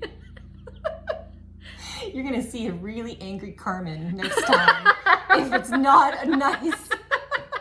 I'm gonna be like, remember everything I said about all that? You know, my favorite thing about this entire conversation is what was the question that I asked you the other day? I was like, Carmen, did you gauge swatch, and what was your answer? Well, no. Of course not. Okay, but this is what I like. This is one of the things that I love about you, and like I feel like brings like your presence in my life brings balance to like where I sit on the spectrum of this. Because if I were knitting this, every stitch I would be like, this isn't gonna work out. I am. Like this isn't gonna work out. This isn't gonna work out. And I feel like you're like, some part of you is just hopes certain it's gonna work out. There's also a part of you I hear that is worried, but there's more of you trust the process than not. Otherwise you would have put the barber cords on and tried it on. Although I do think, does it help to try on something using barber cords if you haven't blocked it on something that's ribbed? Like, I'm not sure. I know. You know? But Jackie, I may not even be able to get it on. This is like, it may not, the hem, the bottom may not fit. This is the reality. Maybe I just want to avoid that. I don't know what I'm doing. It makes no sense. There's my like, let's just trust life and blah, blah, blah. This doesn't make any sense. I should just try it. I think it's too far. I think you're too far gone. I had this thought when I was on the plane. So I knit this on the plane going back. I even bought these needles just for it because I had already had the other ones on my other one. Nice.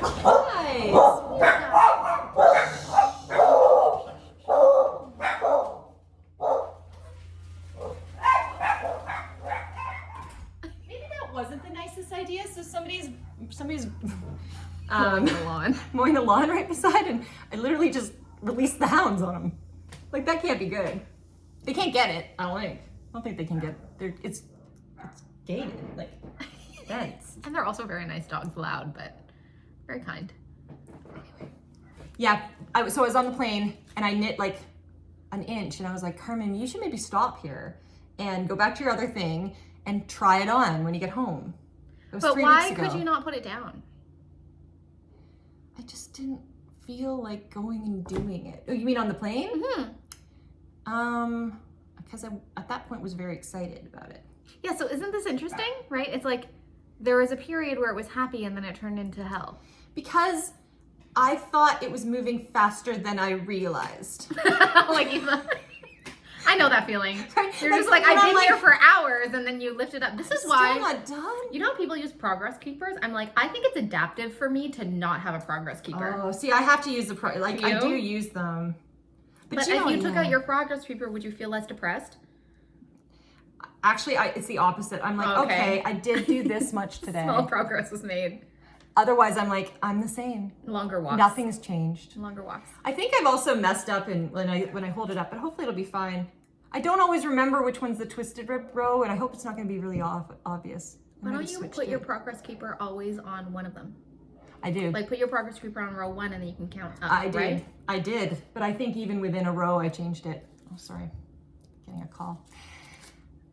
What I did do, though, I was very clever at the beginning, or felt very clever. You were very clever. That I had my like wedding ring on. It's golf season, so I'm almost never wearing it now because I have to take it off and I forget.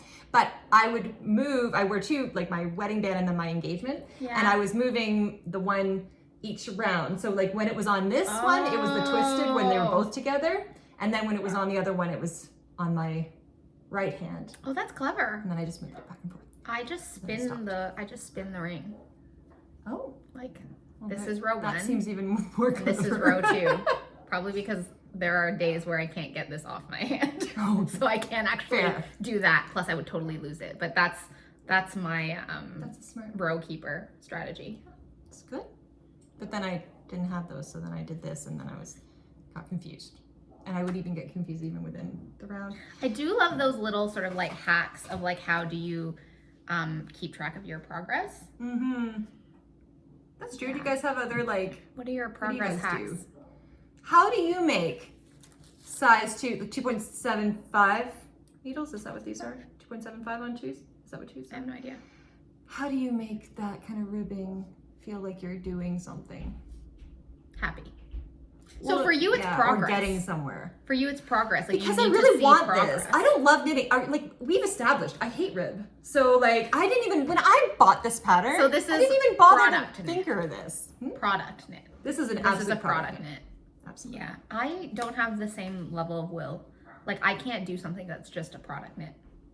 I cannot push myself through it. Really? Yeah. I can definitely if I want it. This I really want. If it looks like how I think it looks, I want it that badly. Yeah. So I'm gonna be furious if it's not. Just warning you. Oh my These goodness. crazers. Can you hear them out there? The other thing that's so funny about this little pack of dogs is like it's not like the guy just started mowing a lawn. No, like why now because do you one have of them so decided much this to was say a problem, about it?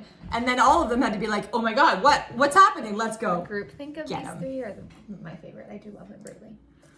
All right, Jackie. Actually, I think I'm going to talk about one more No, I'm kidding.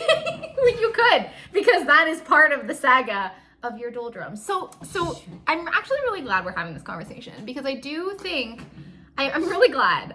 Like, do you feel like you had some catharsis? Like, Yeah, actually, I do. I feel like I've shared better? with you guys. I feel already the comments I'm going to get of support.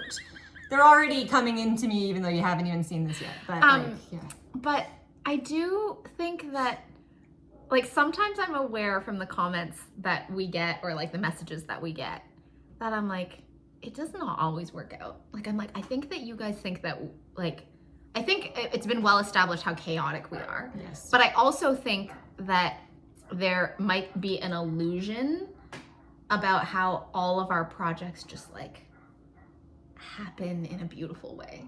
Yours particularly. I feel like I've had some like fail. We've had now our things that not fails. There's such good ones.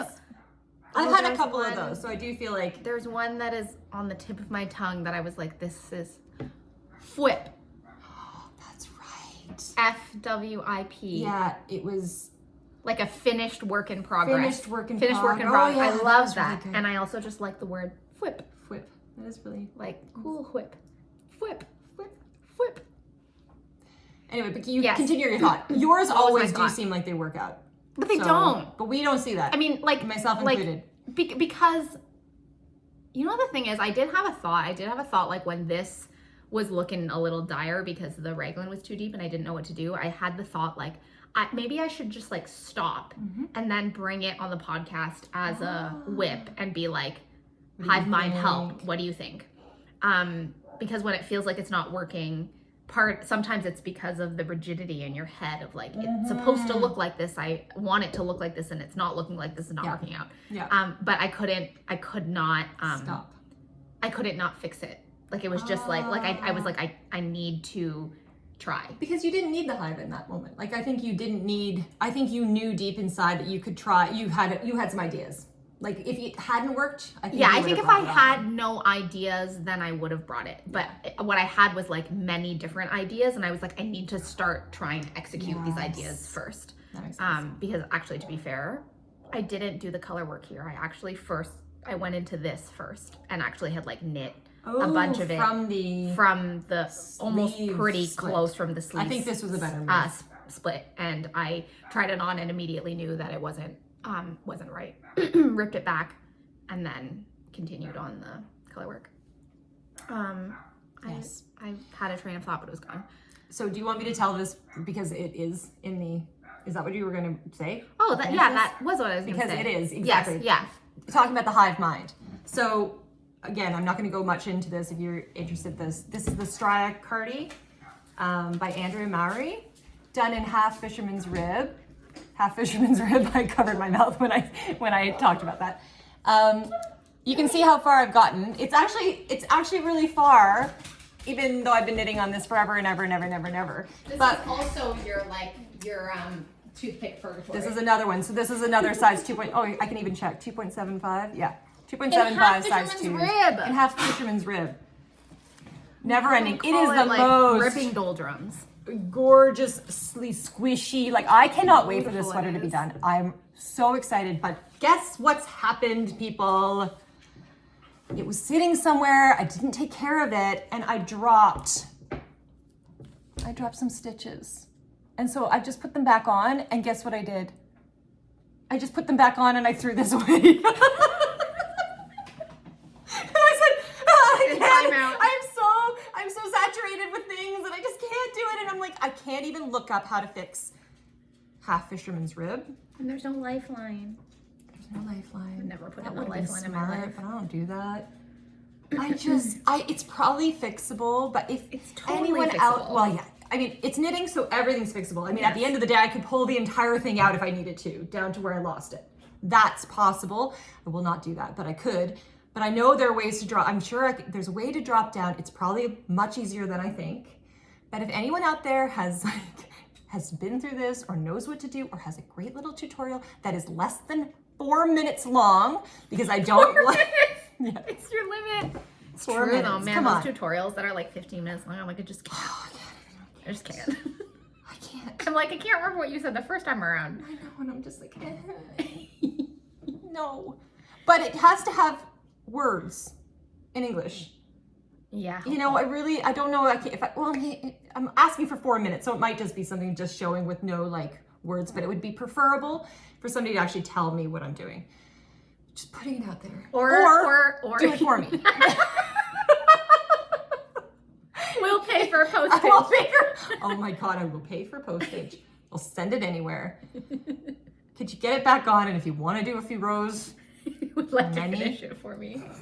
I mean, it's so beautiful. I'm so glad you brought it because I think the last time that we saw it, you hadn't you hadn't repeated yet. yeah, that's right. I And haven't. it's So you just can so, see. I think it's even better when you it's see so the much whole better. So here's the thing. Here's the other thing about both stripes and color work. I'm like, one of the reasons why I feel like I have infinite momentum when it comes to stripes and color work is because you really don't know how much you like it until you have it completely done or like a lot of it done. Yeah, it's true. Plus, you just get to the next, right? Like it's like Like you want to signs get of to your progress next is very thing. it's really great. But it does take a while, right? Like there's like 10 rows in between. I mean, It's like this is so an long. example of something that I think is is so ridiculously beautiful. And nope. maybe on size 8 millimeters, right? 7 millimeters. I mean, to be I honest, enjoy the actual half fisherman's rib. I recently cast on a project that involves half fisherman's rib, and I got 4 rows in, and I ripped it out Was it in the round or was it flat? in the round. Yeah, see, I was realizing that when I get to the sleeves, I have to do it in the round, and that's going to be so much worse. But I was just like, nope. Oh, but this is so nice. this is that wool from Botanical Yarn suit. Do you think Sophie, it looks good on she's me? amazing. If this ever gets finished, I'm wearing it every single day for the rest of my life. I mean, And I this think is going underneath So this it. is. Hang on. Did This we would do the look kind of stats? cute, maybe. It does look. You think? I don't know if the grays. Not sure. It would depend on the pants or the bottoms. But for those of you, did we say what this is? This is the Stria cardigan by Andrea Mowry, knit in Botanical Yarns. We'll have the info in the description, and we also talked about it. Was the last episode? Probably. Yeah. Yeah. But I feel like this is one of those patterns that like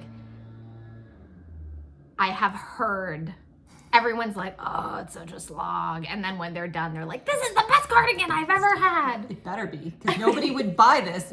Somebody has to get through it and like it. Or it's cognitive dissonance, where like, this is the phenomenon where like, if you put a lot of work into something, then it becomes amazing to you because you can't hold two things in your head. Like you can't hold the idea that you put all this work in and it was bad. So it has to like, you can't change the fact that you did the work. So it must be amazing. to make it Yeah. go together. But I think I mentioned, I'm on an Instagram support group for Stria. Are you actually? Yeah. We've got people on there, they haven't even started. And I get it. They're like, I just can't yet. And I get it. That's hilarious.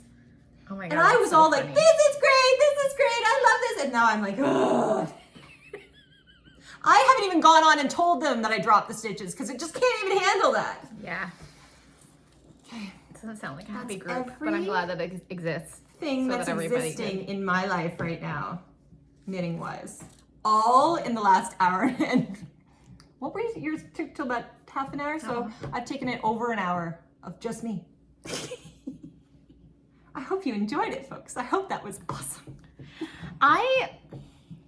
So it's funny because I have a lot of whips happening right now, but I brought mostly finished objects. I do have a whip that I want to show. But it's interesting to me because there were some things that were happening that were like, we were going to podcast. We weren't sure if we were going to podcast. We were going to podcast or not. And I'm really glad that we got to podcast today because like, I'm going to be perfectly honest. We do this because it's so much fun. Oh, completely. And when the possibility that we weren't going to do this happened, I was like sad because I was like, we're not going to have like the same amount of fun. But anyway, we're here. But I was like feeling a little bit like, if we don't podcast, like the next possible podcast date was like July. At the time, like weeks away. Yes. And I was like, I'm going to forget everything about these knits because some of these knits, because I tend to bring finished objects, like you'll have a whole extra set because you knit so fast. Because I knit on big needles, but also because I cast on 10 projects at once. Yes. And then I get to like the unhappy stage with one, and then I drop one, and then I pick up the other, and then I drop one, and then I pick up the other. Smart. And so by the time it gets to the finished object stage, like sometimes it's been on my needles for like 14 months. Like seriously, like the Lune shawl was on my needles for like 13 months. I love that shawl and I love the process of it. I don't actually understand why it took me 14 months because that's to finish. What it took. That's how much it was. It's ridiculous. I mean, it was toothpicks, but I loved every single part of it. I'm like, why has this been on my needles for 13 months? Anyhow, and I don't know, like, do you guys like the whips? Do you like the finished objects?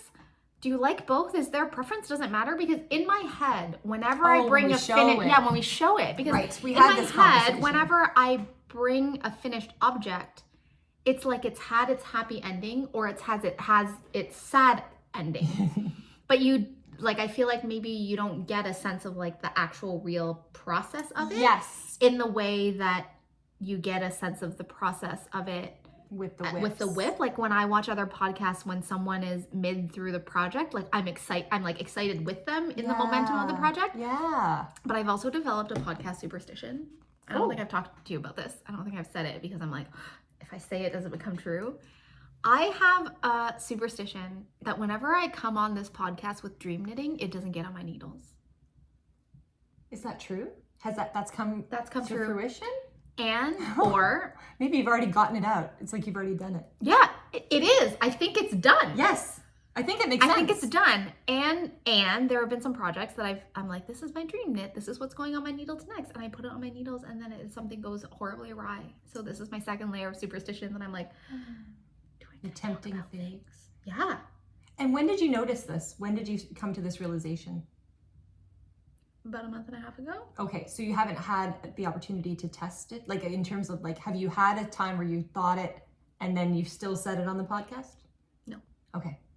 So it's not like, because I was thinking if you notice this over time, maybe the ones that you are fine with saying then, you're actually not going to knit anyway because you're fine with it possibly not happening. Yeah, no, I'm not that far along in I haven't tested the superstition yet. Well, what I want to say, Jackie, is that these are yours. And if you want, not mine, these are yours. I was like, are you offering to knit it for me? Because that's how I received it. That's true. That sounds exactly like it. But you get to pick up your needles and you get to tell them what to do. So if it says, no, I don't want to, and you want to, you can just change this. You can just do it anyway. There's nothing stopping you. But you just don't feel like you won't want to. Well, it's like the excitement about it Dies. It dies. Like if I come and I talk about it and I show it and Do you like think it's because it dies? What about the ones that you are knitting but I know you're knitting them versus the ones that you show up like this and I'm like, do you like them the same? I think so. Okay, so it's not that it's like the excitement What's of your like, theory? that. Oh, is that I'm like addicted to the drama? Well, not addicted to the drama, but like that part of the fun is that this will be a big surprise. So if you tell me you're dream knitting, then I know it's coming, and that takes away a little bit from the like possibility of like complete surprise. I do think that maybe there's a little less excitement energy. I think that around it because you've already kind of done it. Like in my head. I think that the excitement whips, burns out. When I talk about a whip, so I think I was more, I'm very excited. But when I talked about the whip, I was like, this is when I'm like, la la la la. Sorry. And then once it's finished, I don't have the same excitement to talk about it because I've already talked about it. But if I had gone and never told you guys anything about this, I'd be like, oh, even though I did retell the whole story, I would be like telling it, you know, but I'd tell it in a different way because you didn't know anything about it. Like it's alive as opposed to like the retrospective. Yes. And that's kind of what like, that's kind of what I'm like exploring as I like, you know, pack my stuff up. I'm like, do I bring the whip? And you're like in the process of the making at the same time. Except for me, that could be like 14 months. Like I don't want to like leave you hanging. And if I bring a whip, I'm likely going to leave you hanging because I'm going to be like, this is that thing that I'm doing, that it never comes for back. Our friends that I think they're okay with this, Jackie. Have a feeling you guys aren't writing down what's happening and saying, oh, a new podcast. Jackie's going to be showing us the whatever. Wait a second, she still has it? I make those notes for other podcasters. You do? I'm like, excuse me. I was so excited for your project. Where is it? Uh-huh. Oh, I love it. Uh-huh. Wow. I won't name names, but I've been let down. I have that note. I'm like, oh, the podcast is coming. Then let me see. Wow. Anyhow. I do not. It's always a surprise. I'm like, oh yeah, she was making that. And like, whoa, it's so beautiful. I never remember what people are. Yeah, you know what? Actually, I can think of 2 moments of disappointment for people who have whips that I'm just like, I want to see I'm just so excited for the finished object. Don't you want to just say who these people are? Because it's not bad for them. No, but especially it's designers. When designers are in the designing process and they're like, look at this swatch that I've made. And like, I'm thinking about releasing the pattern. And then like it rolls around and there's like no pattern. I'm like, dude. Like, I'm not like mad. I'm just like disappointed. Isn't that worse than being mad? I want it. I want to have this in my hands. And I'm like, but then I also like honor that it takes the time that it takes. Absolutely. But there is a little neurotic part of me that's just like, when is that pattern coming? Well, like Liz Gilbert says, it will come out. Maybe that designer just like was not doing enough with that idea and it will come out in somebody else's. You'll have it at some point. But I do have it, so I have another finished object. So wait a minute, you were setting that up. So are you going to talk about the like dream? Okay. What was? I have a whip and I have a finished object. So you're going to do the and finished object. I'm going to show the finished object first, and then I think I'm going to show the whip. Okay. Okay. Yay. This was another one. I'm like, what is happening? I need to knit it too. Although I cannot believe you're putting this on right now. I also brought that shawl because I was like, everything that all of my finished objects are inappropriate for the current climate. Oh, this is so again, beautiful. I actually have been, I've been knitting for Iceland. Look at you. I love this color combo. It's amazing. It's amazing. Okay. And is this really Jackie? Like, would you believe that Jackie would have been knitting this? Like, would you think if this was just sitting there? Maybe I guess I'd ask like, who would you think it would whose have knitted? Sweater is this? That's really what I'm saying. Yeah. So this is the Matoaka sweater by Linka Neumann. It comes from this amazing book called Wilderness Knits, which is a collection of Lopies, colorwork, and big needles. So happy. And this is my version of it. It's amazing. Can you tell how I feel about it? I don't know if I like it. Yes, that's what I was gonna go with. Yeah. Because it's seamed and stuff. It's a different Yeah, feeling. it's a very different silhouette. So I love it. do you love it? I love it. Love. I don't know if I love it. Love it. So You this need to be like going for a walk with leg warmers in the on fjords. it's possible that it's just like I'm like my mood is like soft springy. When I cast this on, it did feel springy to me. Well, because of the green and the Because pink. the colors, the colors were springy. The So colors are beautiful. this is the how do I do this thing where I don't show the entire? There we go. There we go. So this is the sample. I freaking love the sample. Mm-hmm. And this color combination I did not make up. This color combination comes from Caroline of Honorok Air. So this again, it's Nutiden double-stranded. She made this. Which one did she do with this? She made a pair of mittens. So this is Wagenham. This brown is Luckra. This pink is Mogen. And if I come close, you might see that there's a little bit of green. You can totally see the green. Can you? That's the best part of it. And that is Tunit, which is different, which is a little bit different from the one from Caroline's combo where she used Vagat, which was also a green. So I didn't make this combo up. She made it up. And I was like, it's gorgeous. She made a pair of mittens and I was like, I must. It is absolutely I love gorgeous. the I love it combo. so I much. need to have it. And I had gotten this book recently. I had gotten this book at the same time. And so I'm like frantically flipping through the book being like, what pattern has 4 colors? Beautiful. Right, so it's knit bottom up. Oh, your favorite. Horrible. It's knit bottom up, and then you steek at the arms, and then in the pattern, it's crazy. In the pattern, you knit bottom up. You knit the sleeves, and the body is like knit in one piece with the steek. So then you cut the steek open, and then you seam your bottom up arms to the steek, and I was like, hell no. So what I did was I knit it bottom up, I steeked it, and then I picked up and Which knit makes it a lot of sense. down. Yes. I love it. And you can see in the sample that there's it's like a mock neck neckline. You went with a turtleneck? I went with a turtleneck. I know what happened. I don't Who know. are you? Who am I? Me? Did you make it for me? Is that what really happened here? Well, I actually, so this is the sweater that I was like, I'm not sure how I feel about it. I think this might be yours. I think it is. I love it. But so it's interesting from a construction point of view because there's no short rows. It's That's exactly why it's a the bit same here. front and back. And so Yeah. I intended for it to be a mock neck, but like, do you see like how far out it is? Like, just the way that it came out, I'm like, this is too wide for me for a lopey. Like, it would have been really open.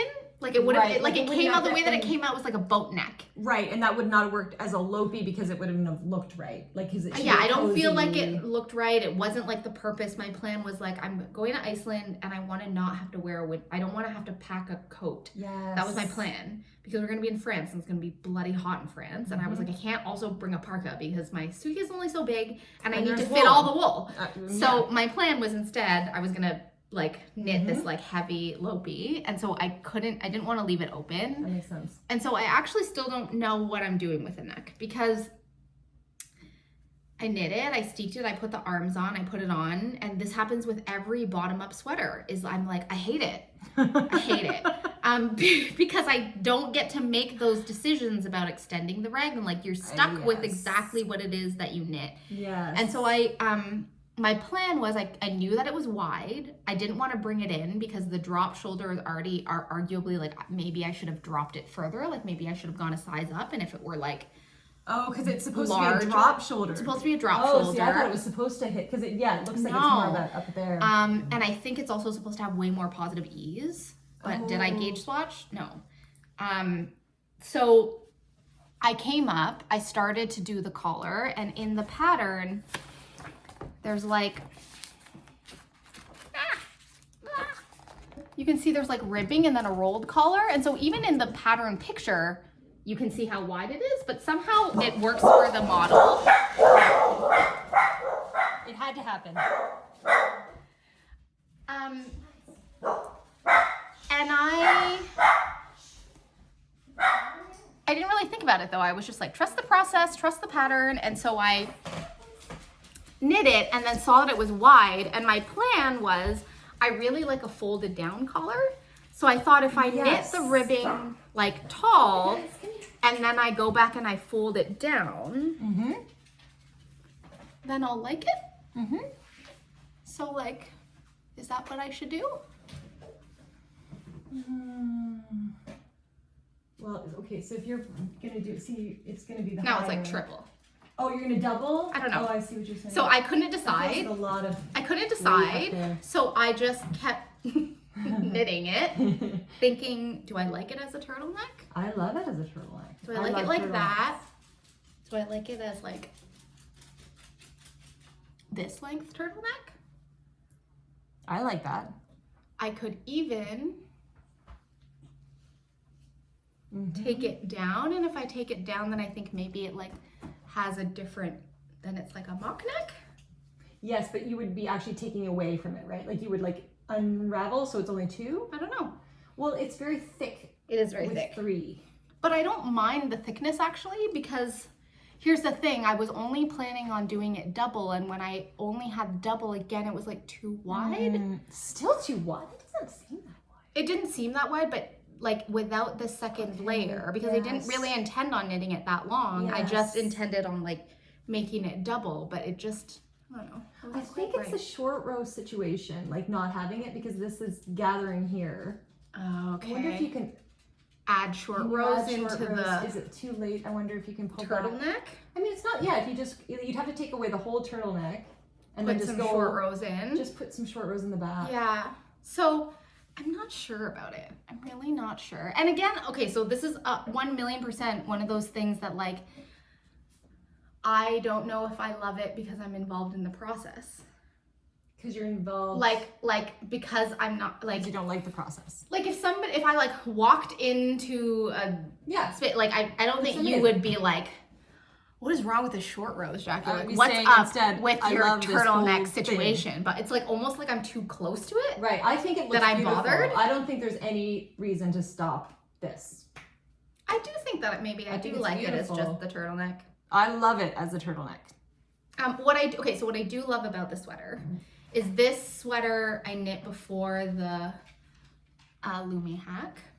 And what I realized is that for me, I love when the color work goes beyond the sleeve separation. Me too. Like for me, I like that Into the proportion just for me, and whether it goes all the way or partial, it's like I wouldn't want the sweater to stop here. Yes. That said, when I looked at this, you can see that like the proportion of how much color work versus how much solid there is different from mine. Yes, because this is more of like a tunic. Yeah, and also what I am not sure about is I think that I bungled the contrast. Because if you look at the sample, there's like a very clear stripe. You see how there's like red and then blue and then red and then blue? This one should have been... Mine, because there isn't that much contrast between the pink and the green, you don't get that stripe. And so I wonder whether I don't like it because there's not that center stripe. Now, if I were really motivated, I would go back and duplicate stitch that section maybe in a different color. Because I think to myself, is this motif too like large? I love everything about this sweater. Like I want you to hate it, and I want to put it on and love it, and have you just give it to me. I am like love dying. It. I don't know so why you need to change anything. It's gorgeous. But I do like the boldness of it. I really, to be honest, it's like I like if you could chop off from here up, I would be so happy. Like I love this motif. I love the color. Yes. I think the turtleneck is maybe growing on me. I think it's beautiful. Every time I look at you in here, I'm like, that's beautiful. And again, I'm like having one of those moments where I'm like, am I too wide? Does no. this make me look too wide? It looks gorgeous. Thank you. But I'm not sure. It's so beautiful. It feels really lovely. I feel like it's like really, I feel like I've captured the spirit of Lopi. Yes. In it. Without it being prickly. without it being prickly. And I do love the color combination, but I'm not really sure yet about this. I think it's Double turtleneck, hey? the And regular, regular fold. And turtleneck. like this, as opposed It's to perfect ski sweater. making it. Oh, it is kind of like That's what a I mean. ski Like you should be sweater. out there like après ski. Like the other way outside. that I was thinking about doing it was like that. Like folding it in. Yeah, more like the Aegyo. No, I think Out. classically. What do you guys think? I go with the classic folded turtleneck. Like, I mean, look what's on True, the, the on cover. the cover. Yeah. You know, that's what you got. That's what it looks like. Look at her. She's frolicking through the fjords, and you would wear your cute little these like skinny jeans with some leg warmers and boots. Yeah.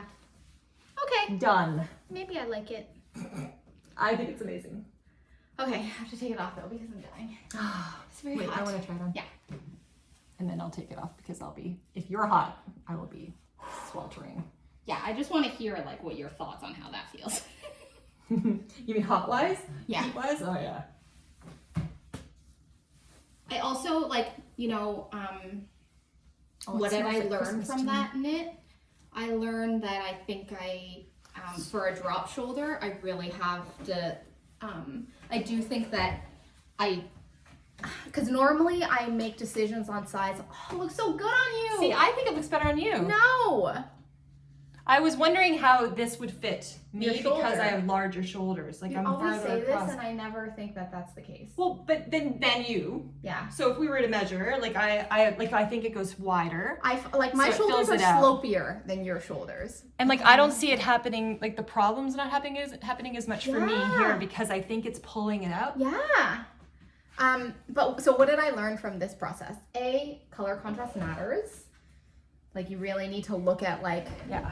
do you have enough contrast? Because I just looked at like the brown and the pink and the green. I'm like, oh, the combination is so good, but I didn't really look at the Lopi design and sort of say like, do I have the right what is it, value? Like something light, something medium, and something dark. Like I have Right. dark and light instead of like dark, medium, light. I see what Do you know you're what I'm saying. Yep. One, that matters, and two, It's actually nice. It fitted. yeah. On me anyway. Two, that when it comes to a drop shoulder construction, that I need to choose more ease than normal because of I think the ratio of my shoulder to bust. Yes. Because I don't know about you guys, but normally when I'm choosing sizes on the basis of bust size, and I have my like magic number on bust size, and so that is the right number for my bust size. but it's not the right number for my shoulders for the amount of like drop that I think Yes. is ideal for a drop shoulder. Right. And I do think that the steeking makes a slightly different drop shoulder too, because you've got some folded under, right? So it's not like the same kind of idea. Like you're gonna. Yeah. How does that feel to you? Like how does the sweater feel to you? I do feel very like straight hugged, jacketed? kind of. That's how I I went feel with in hugged. it. Like it is present. Yeah. I am aware of its presence. Yeah.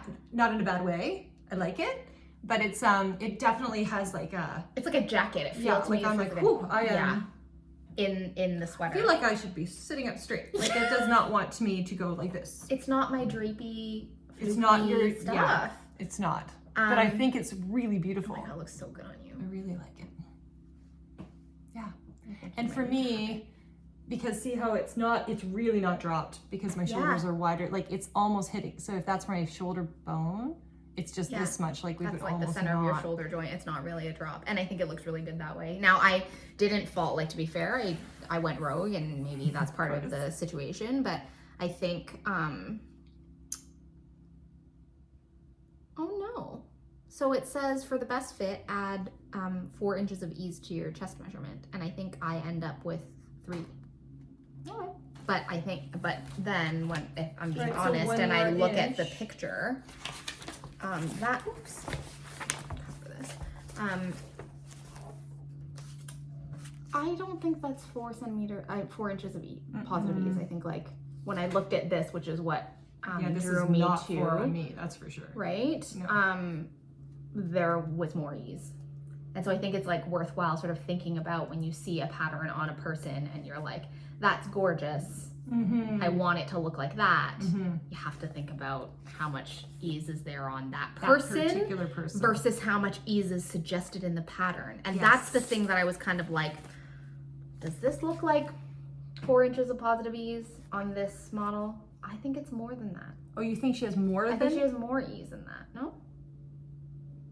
No, I don't think I would think that, actually. Yeah.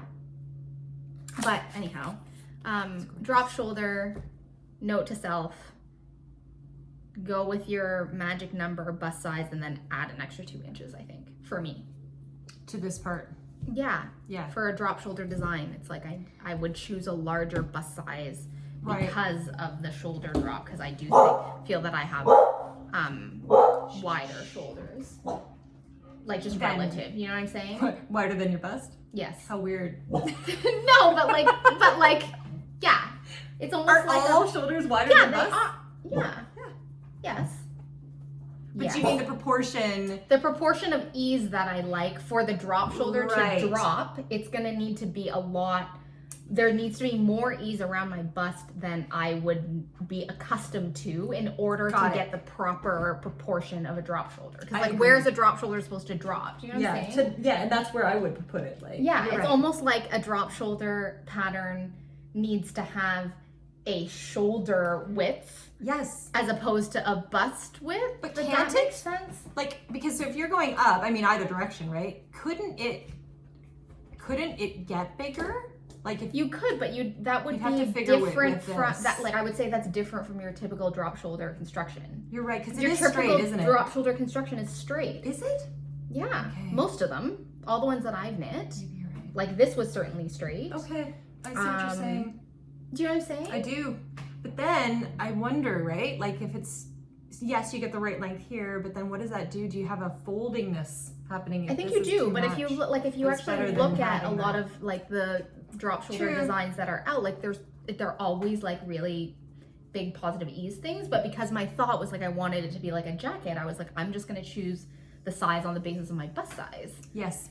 And then I feel like I'm tight through here, and I do think that like the seaming process creates a bulk in an area that I'm not so compassionate to myself about already. Yes. That I'm just like, oh my god, there's so much fabric, and they're just like, to me it feels weird that there's so much arm fabric. It is a lot of there's like a lot of fabric around my arm that I'm like, out. Like I would say that this is giving another centimeter at least, just because of the layers this way and this way. So whatever my shoulders are, they're looking even larger. And that's the reason I changed it up the way that I added the arms compared to what was in the pattern is because I was like, whoa, on the way that it's written, there would have been another layer. One.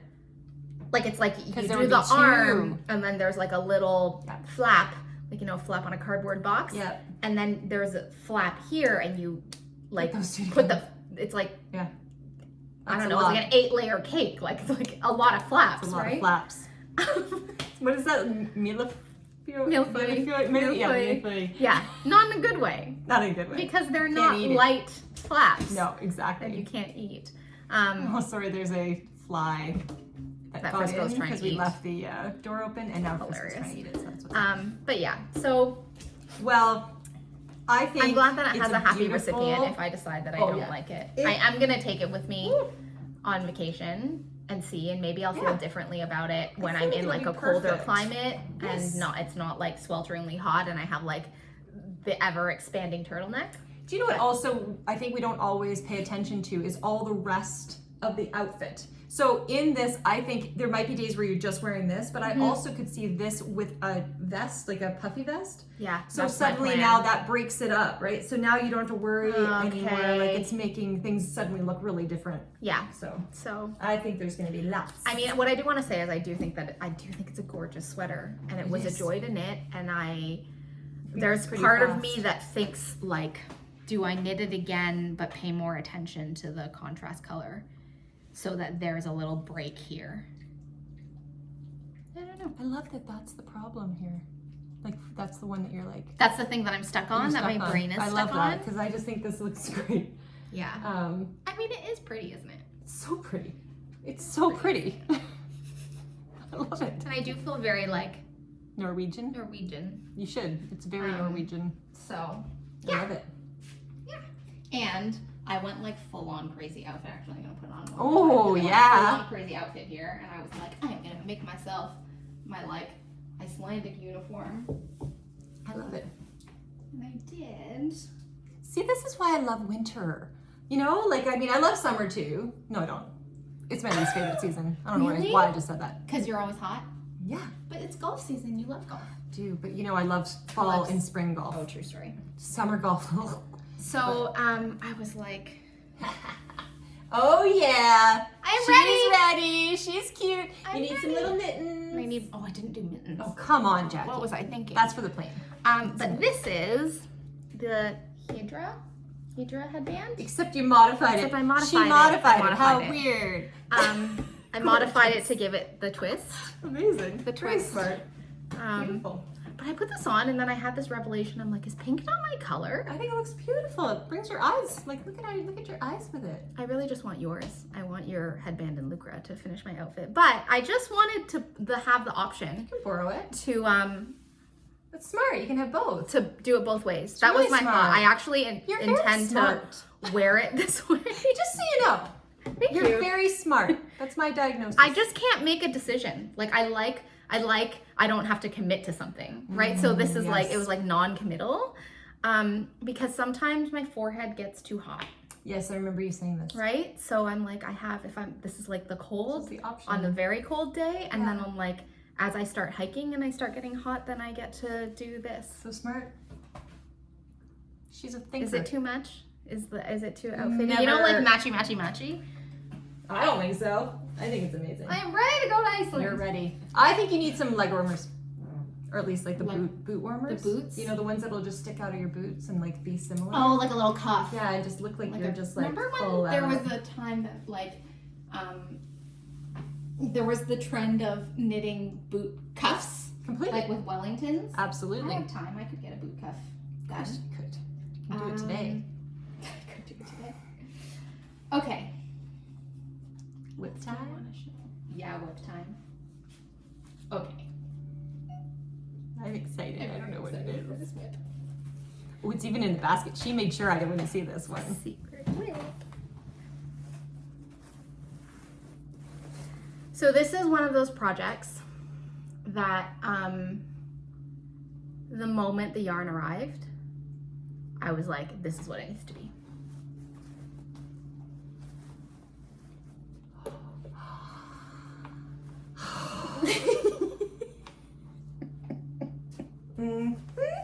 Okay, hang on. Take everything out of the basket. Oh my god. Oh my god. Oh. Yes. Okay, so anybody remember this? Only the greatest sweater of all time. So this is Carmen's Pressed Flowers cardigan, which she knit in Brooklyn Tweed Ranch and Spin Cycle. And to be completely honest, this sweater is the reason why I became a spinner. Because I loved it so much, and then you couldn't get this colorway, and I was like, well, if I can't get it, they discontinued it, and I can't get it, including like going to all the corners of like, I will pay the shipping from the US, I will pay the duties from like Europe. Because they discontinued, I was like, the only option that I have now is to become a spinner so that I can learn how to spin this. That makes sense. So, oh my god. so this is the inspiration colorway. This is from the May collection. It's the birthday blend, right? Yes, it's from the May collection of Nutiden Yarn, and this is called Önska, and it means I wish. Oh yeah. I wish. I wish. Can you hold it up just so that Yeah, they it see is all the most. Because it's just coming across as gray This or is a- purple, but it is. It's the perfect hydrangea. It is the perfect hydrangea. So when I look at this, it reminds me of watercolors. So in my younger days, like at school and in art class, like watercolor was my favorite, which I feel like probably won't surprise anybody. But there's just, it's so watercolory. It's like, what colors do you see in here? It's gray, it's purple, there's little pops of even yellow, there's sections where there's actually peachy pink, Green. and green, and then secret magenta. It's just absolutely amazing. And the moment that I came out of its little bag, it was like screaming that I need to hop on my needles, and it was screaming, you need to be a pressed flower cardigan.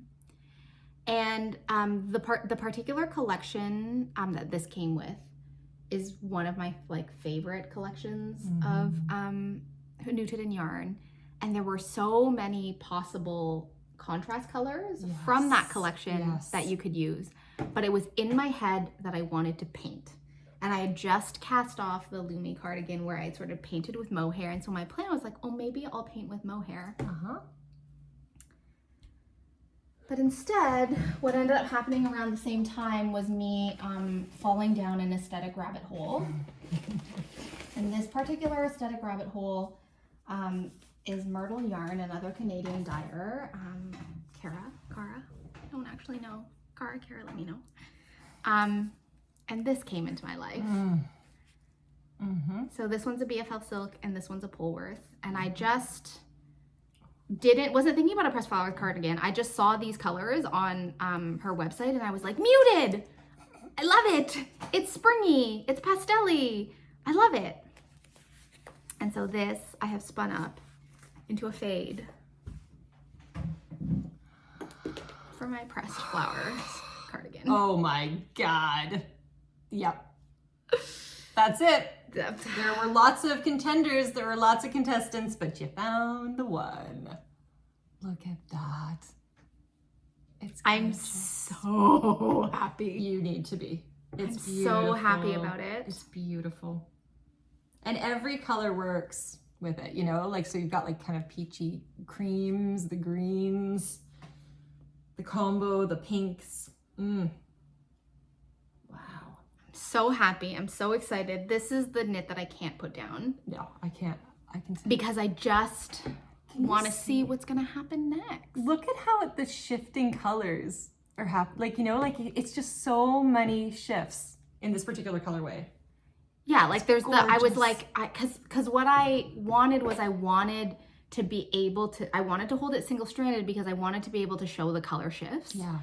And then I was thinking to myself, like, what contrast color is going to bring out all of the color shifts. And I just knew I could put the two together. You were right. I'm so It's happy amazing. with it. And it's so you.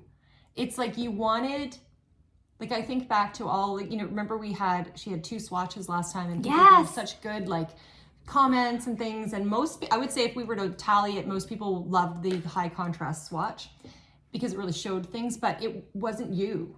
Like they loved them both, but the hand spun didn't come out as much, right? But you found a way, I think, for the hand spun to absolutely come out with it also still being a lower contrast, like a more not subtle, but like a softer. Yeah, it's not quite as in your face. Like this is so you. Thank you. Beautiful. So it's funny because that sweater was almost done. The pressed flowers pullover with the that's right, that was a hand pullover spun that I showed last episode. It is almost, it's like 70% done. I have like one sleeve done, one sleeve left, and I actually love that. And I'll bring it next podcast. I'll be done for the next podcast. So I did do it. Do we know which one you chose, or we're gonna wait? Oh, surprise! I want the drama. When it's done, I will bring it. But I was knitting that and having so much fun knitting it, and I like needed a home project. You know, like I also needed to have a project on my needles that just like was so comfortably like felt like me. Yes. And I tried so many main colors with that duck BFL hand spun, and I'm really happy with the one that I ended up with. But like it's kind of like when I saw the fiber and I spun it up and what I thought it would turn into, I couldn't get it to like work. I couldn't get it to work in a subtle way. Like it just needed to be high contrast and bright, and I'm so happy about it. But in the process of swatching for it, I was like, oh, I really want a subtle pressed flowers. So I have one. You have one. And I'm so excited about it. It's amazing. It's so beautiful. Do you also, so, you know, we talked about the pressed flowers. To me, knitting it flat is so much more enjoyable than knitting it in the round because of the knitting rows. Like it's a garter in between. Oh, there's more purling. There's more purling in a. You know what? This is on a way smaller gauge than the pullover. The pullover is on a bigger, like the pullover is in a worsted Oh, that's right. gauge. It's worsted. Okay. So and this one is on US size 2.5 or 3 millimeter needles is what I'm using for this. But talk about like momentum, like the sheer joy of me spinning this into this and then like watching the color shifting of this and the color shifting of the like hand spun. It has just been so joyous every single step of it that I don't mind that it's teeny tiny needles. Absolutely. Okay, now my next question. What are you, so these are different. These are different then? Yeah, so okay, I what are you spun doing it here? as a fade. Oh, okay, so it's actually not done. So I started with these two and I thought, this other one. This is gorgeous and I could do the whole thing. And then my favorite Megan from Bramble Ridge then decided, she's like, I'm coming out with another color that is literally called watercolor. And you had to get it. I had to get it. There's no other option. I had no option. Yeah. So I'm actually, at some point, this one's gonna start to play. So I've spun. Wow. Oh. A big fade. I've done a big fade and it kind of goes it's from gonna add some purple later. Whoopsies. I can help you. Thank you. In this case, you do own these hands for the moment. Like it goes like quite green to green in with the pinks in it to that. This is gonna be incredible. So that's how it's going to end up happening. Back it up down the arms. I don't know. I have no idea. I'm just gonna see. I actually, now, because I've been like weighing as I go to kind of figure out, do I need to spin more? And I actually, like, sadly, I think I've spun too much. I was gonna say, I think you have more I have more than enough, Yeah. so I don't really know how this is going to go. And what I also realized is that I'm glad that I'm a spinner because I am way too particular to have used Spin Cycle. Like to not I would be the one who'd be like, I don't like that color, I'm cutting it out.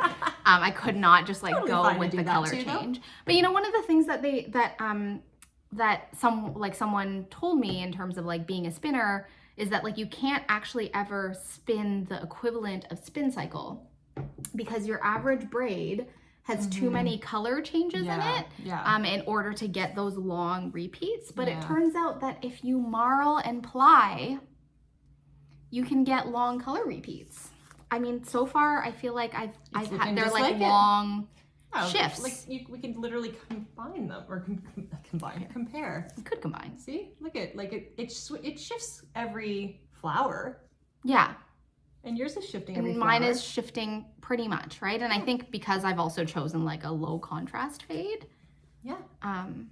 But I'm so excited. I have a feeling that the curse of the talking about the whips is just over. Is over. Yeah. There's no way. This is why I brought this one because I'm like, I think I will finish this. My intention. I think I'll finish it. Well, it's just like, am I going to finish it in a timely manner? And I think I will because I like need to know how this.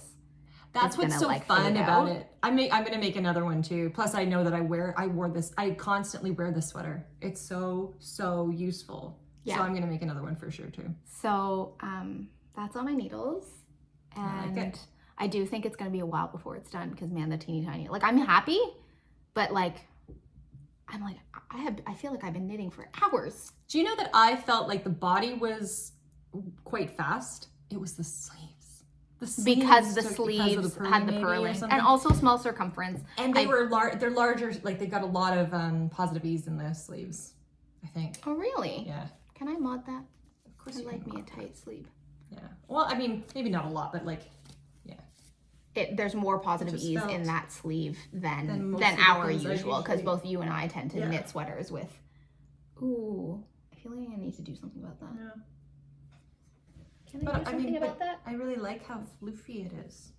Like it's nice. I think it's a nice fit. Like see. Yeah, I don't think I'm gonna be able to modify it. I can't modify it Because of these? because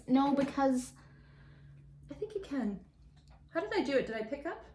well, because what happens is you like knit it from bottom up, and then you knit like the front and then the back, right? Yes, like you exactly. split, and so you Then have to I split picked into it the up. front and the back because there's also a decrease that makes that really not decreases, like in order to get Yes, the to get the neckline, neckline, the V.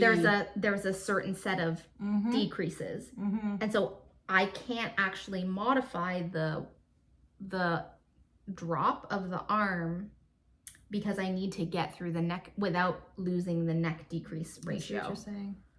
You can't do something here though? I mean, what I could do, I guess, is I could seam this up, because you do pick You up, pick them up. but it's kind of like the Couldn't you just decrease here?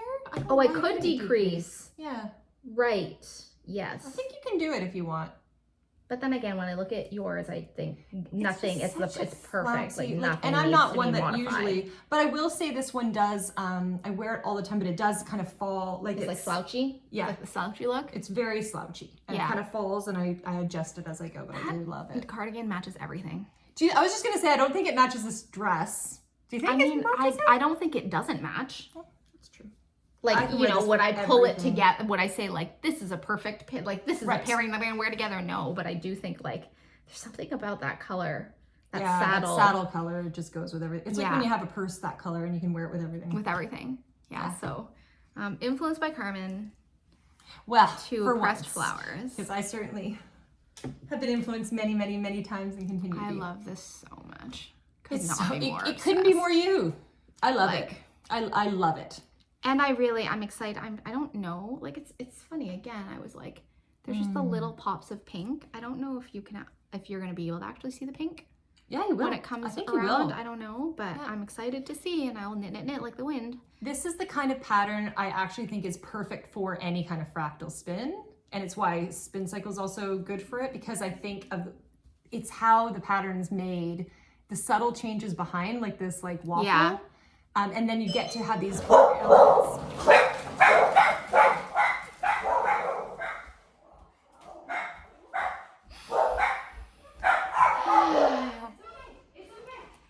You know, we have had the conversation about saying, what would happen if we didn't have the dogs? Or what would happen if we sent the dogs on a walk? Or what would happen if we placed the dogs in another place? And then we realized that it wouldn't be the same without the dogs. And also that we wouldn't be able to podcast in a really nice, relaxed way if our dogs were like elsewhere being dealt with. So thank you for being patient with us and the puppies.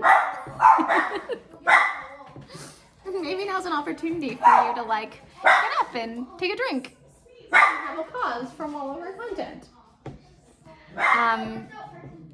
So what I wanted to say about this is I think that this pattern is a perfect pattern to also play with marling. So like you don't necessarily need Spin Cycle. You don't necessarily need to learn how to spin in order to make a fade or to like buy a fade yarn. I think the nature of this pattern is one where you could play with marling and end up with the same sort of color changing phenomenon. So, you know, you could decide to learn how to spin in order to have the product of a sweater. Worth it.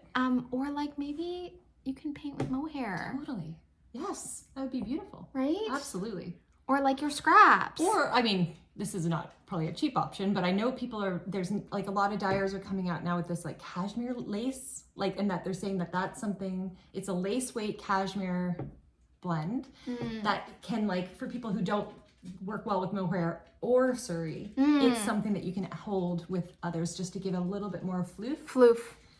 Yeah. But, yeah. But it's like holding something skinny double-stranded so that you can create your own fade, create your own, which is essentially what I've done here. I know. right? Like everything is a marl. There's like one strand of the white. So this is called Clair de Lune, and this one is called Bamboo Forest, and this one is called Watercolor. I held sort of like one strand is the Clair de Lune, and then I faded these two nice. in. Okay. Interesting. Right? Cool.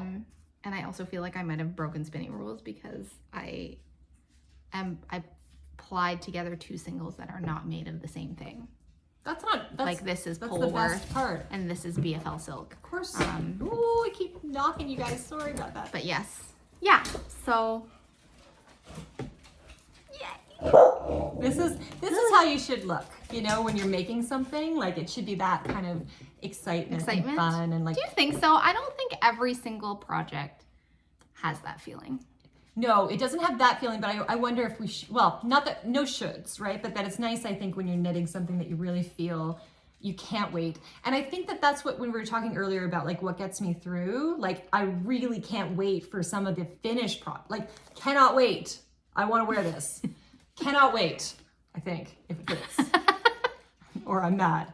You know, like these things, I don't like knitting it, but I can't wait to have it. Versus this one, you know, the Eurus sweater, I'm going to enjoy knitting that. Like I might actually not, just like my Impo, I didn't want it to end because I just really liked that process. Yeah. Even though I also wanted it to be done so I could wear it. Yeah, I do think that this one's a bit of both. Yeah. It's like the process is so amazing to like watch the colors unfold. And I am really excited about the finished product of the product, because I really like, for all of the sweaters that I knit, pullover sweaters and like double-stranded Nutiden and color work and all that kind of stuff, I will admit that when spring and summer roll around, I'm basically in shawls. Mm-hmm. But that shawls are not compatible with being really active. And so what I really need is cardigans. You do. Right? Yeah, and I'm like, this awesome. is like single-stranded. It's going to be so light. So I think it's going to be light on. and wonderful. And okay. I'm a little obsessed with this colorway. Like, just look how good it looks in the ribbing. As soon as I saw it, I was like, I am absolutely in love. Do you see? Can you see the like No, magenta in this ribbing? Like it's just like you would think that you had actually good. painted in here with mohair because it's so changeable. It's so changeable. Yeah. So good. I'm just like, this is the most beautiful thing that I've ever seen. I think it is.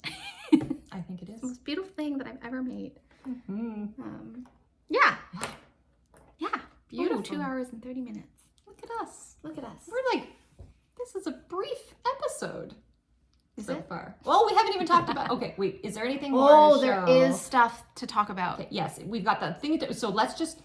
Anything else you want to show? No, everything else can knitting-wise? Okay. Yeah. So, people, now we did our last. If you've noticed, we had a spintermission where we spun up some sheep breeds. We'll just say it really quickly, I guess, right? So Melly from Melly Knits, she's over in BC. She's just an absolutely incredible person who is brilliant with wool. She knows everything about everything, and beyond that, she knows, like, she's so interested in combining different things, and she works with sheep that are like from burn pile sheep, like so sheep that like you have to shear a sheep by law, but usually that sheep is just thrown into the fire kind of thing. Burn. It's better for Sheep's fleece is thrown into the fire. I say sheep. Yeah, sheep. You're such a pain. Let's just throw you into the fire. No. The sheep's fleece, once it's taken off, is burned, and Melly goes around and actually is now well known. I think people will come and just say, "Hey, do you want this drop fleece?" off fleeces on her doorstep. And because she is such a connoisseur, she knows what a good fleece is, so she can she'll find out like that.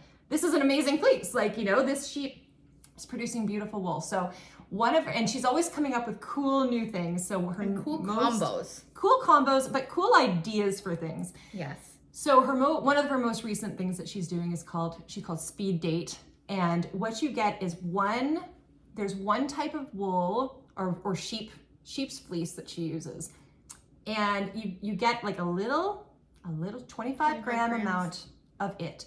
So you can spin that and find out how that feels. And then you get 5 more 25-gram bats that are that sheep, half of that sheep combined with half of another sheep. And she actually spreads it out with lots of different types of sheep. So you'll have like a long wool, you'll have a down breed, you'll have a camelid, you know, and various things like this, so that you can actually see the interaction between the original wool and how it interacts with another one and what you like to spin. So when we first found this, we were like, we're both therapists. And so as we were spinning it, we were like, and we'll give you more information if you want to watch the episode, but we were like, let's think of this as if they were like real people on speed dates. So like our sheep was Mr. B, and we like went deep dive into Mr. B, his psyche, and who would be the best. And if you want to watch, it's like The Bachelor, Bachelorette, and we do come up with a match. It's thrilling. It's the most exciting Bachelor episode ever. You should watch it. But through that, I haven't oversold this, right? They're gonna be like I'm completely accurate in my description. Well, we're having that amount of fun. I don't know if you're having that amount of fun, but we're having so much fun. I think it's hilarious. I think it's hilarious what we talk about. So, and we also did it as a YouTube live, and that made it like additionally hilarious. I feel like funny because other people were doing it, but as we were doing it because of the YouTube live, we were like, wouldn't it be great if other people had the same speed date to work with, so we could get their impressions of whether the person was like good with this one. And I think that we would have, because we had different ideas. And people in the chat during the YouTube live also had ideas about the situation. And these were people who weren't even spinning it. Yeah. But imagine if we were doing that again, but Melly had made some more of the same speed date.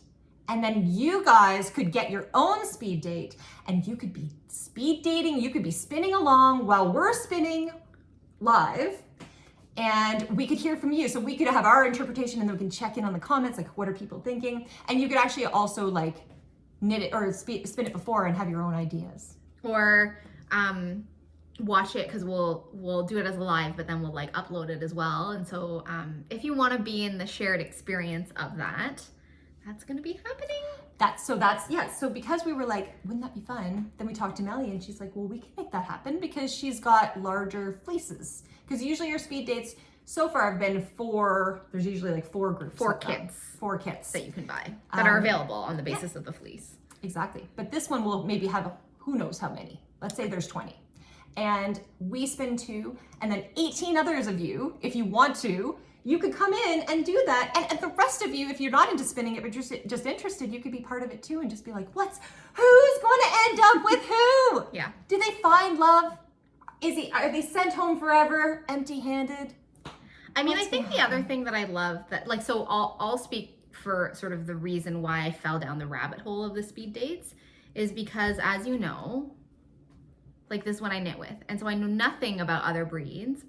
And when I first became a spinner, or as I was sort of venturing outside of my like happy Nutiden land, I was like, what do I like? I don't know what I like. And so when I started to spin, or even started to buy non-Nutiden wool, you know, I'm like a shawl and sweaters.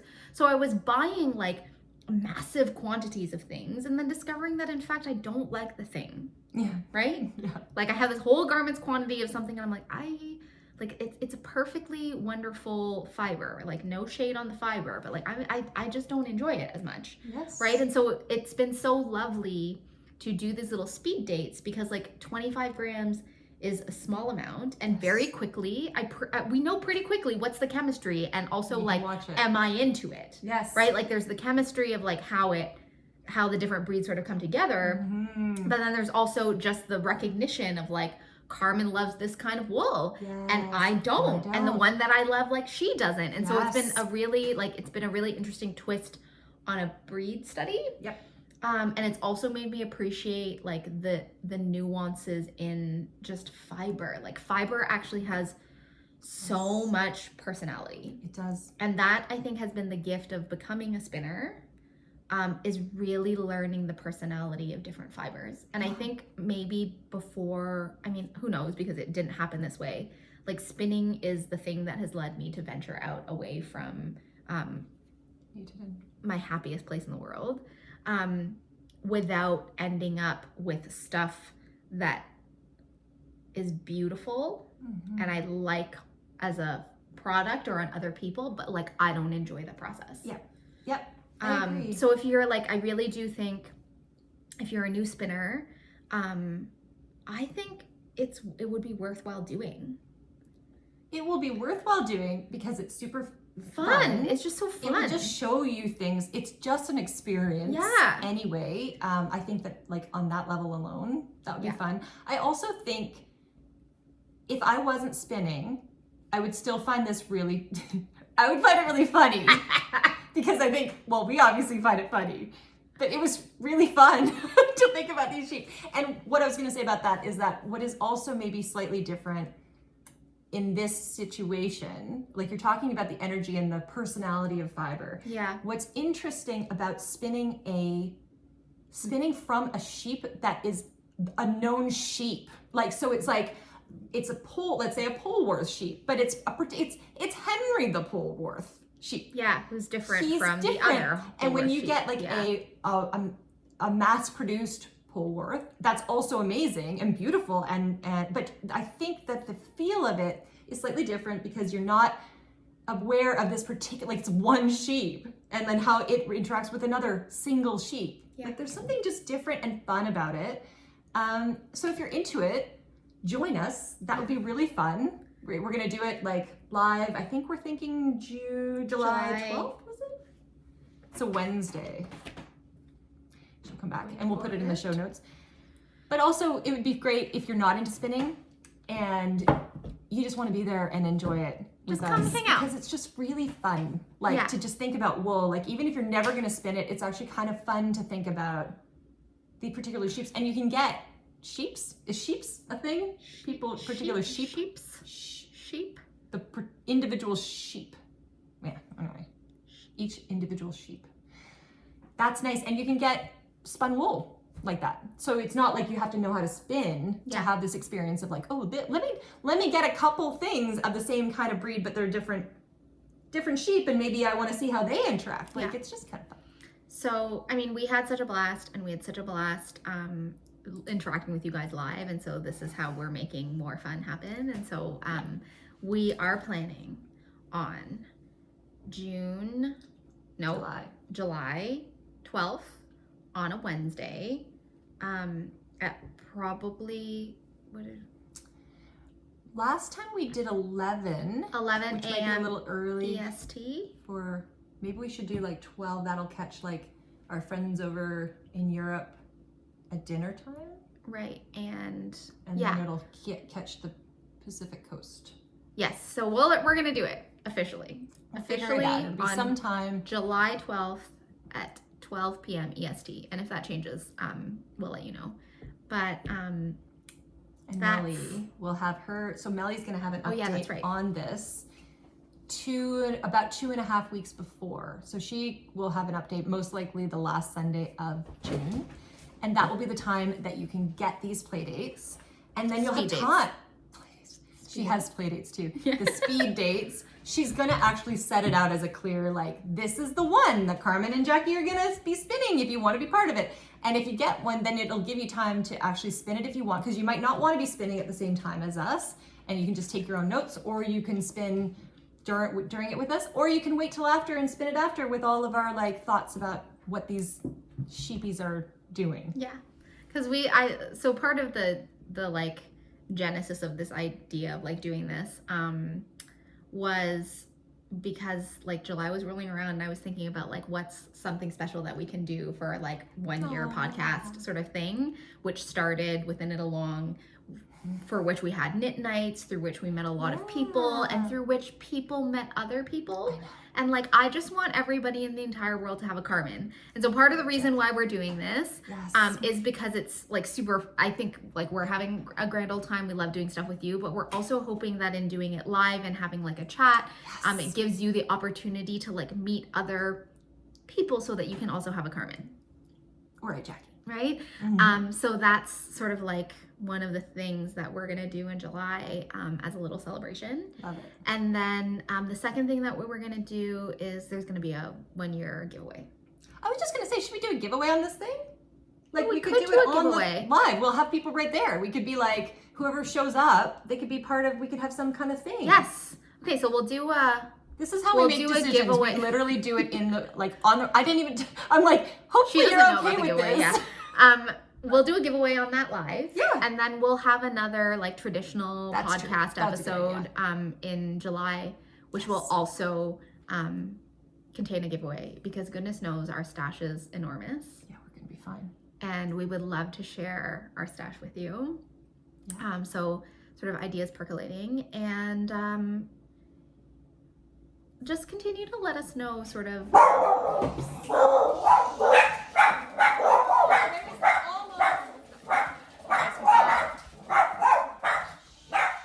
So continue to let us know. Hi, you.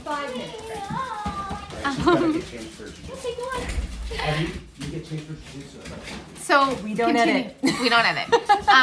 Continue to let us know how the spinning content is landing for you in terms of like we're gonna try and sort of packet it sort of at the end for those of you who aren't spinners and aren't interested in spinning, that you don't feel not a part of our community or not a part of our experience. And so we're gonna sort of try and do some like spinning exclusive episodes because they're just so fun. We have a lot to say about it. And then sort of continue to bring little, bits and bobs of it into our traditional podcast. Let us know your thoughts because we want you to be coming along with us on our journey. And it just so happens, that we landed in spinning, but whether you're a spinner or not, we hope that you feel like a part of our process, that you feel included, that there's something inspirational for you around it. Beautiful. And what I'll leave you with is like, come paint with us. Spinning or not, come paint. Yeah. Come paint. Do you think they should paint? I think they should paint. Do you think this is I like don't a know. thing they should add to their like life? I'm getting that sense. Sheep? Sheeps? Sheeps? Is it sheeps? Like all the sheep? I don't think it's sheep. I don't think Sheeps. there's a plural of sheep with an S. Like no one says I know. sheeps. But you know when you have to have like the individual, so like the maple leaf, so the team, the Toronto Maple Leaf, they're the Toronto Maple Leafs, not the Toronto Maple Leaves. Okay, no, better example.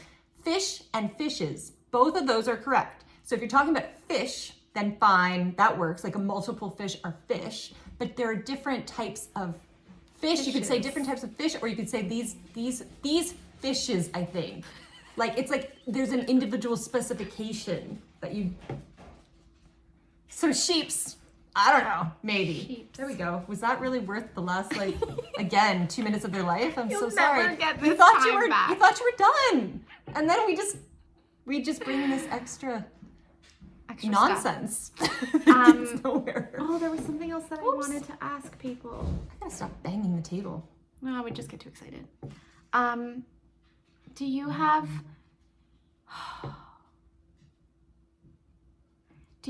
a favorite pattern that you can leave in the comments, please? Just a favorite. Just a favorite pattern. No. Just no specifications. What is the No favorite? boundaries. No No, boundaries. like, What is the favorite thing? What is your favorite thing that you have ever knit? Whoa. Please, yeah. please drop into the comments. Please, maybe tag us. Yes. This is my favorite thing that I've ever made. Can you tag in the comments? You can't tag on Instagram, hey? Like we can't, because how are we gonna see? Because I'm gonna go and find. I'd love to know who they are so I can actually see their favorites. How do we do that? Can we see that? Does that happen? Write it in the comments. If you are on Ravelry, then put your Ravelry name If you're comfortable. Or put your Instagram if you're comfortable. Or tag us in a post. That's comment easy. on your post. Tag us. Yes. Yes? I think that would be good in the comment if you just link it, because I know not everybody has that their YouTube name is not necessarily their name. Yeah. Or like the same as their IG. So just let us know who you are so I can know which we can know which Yeah. comments it is.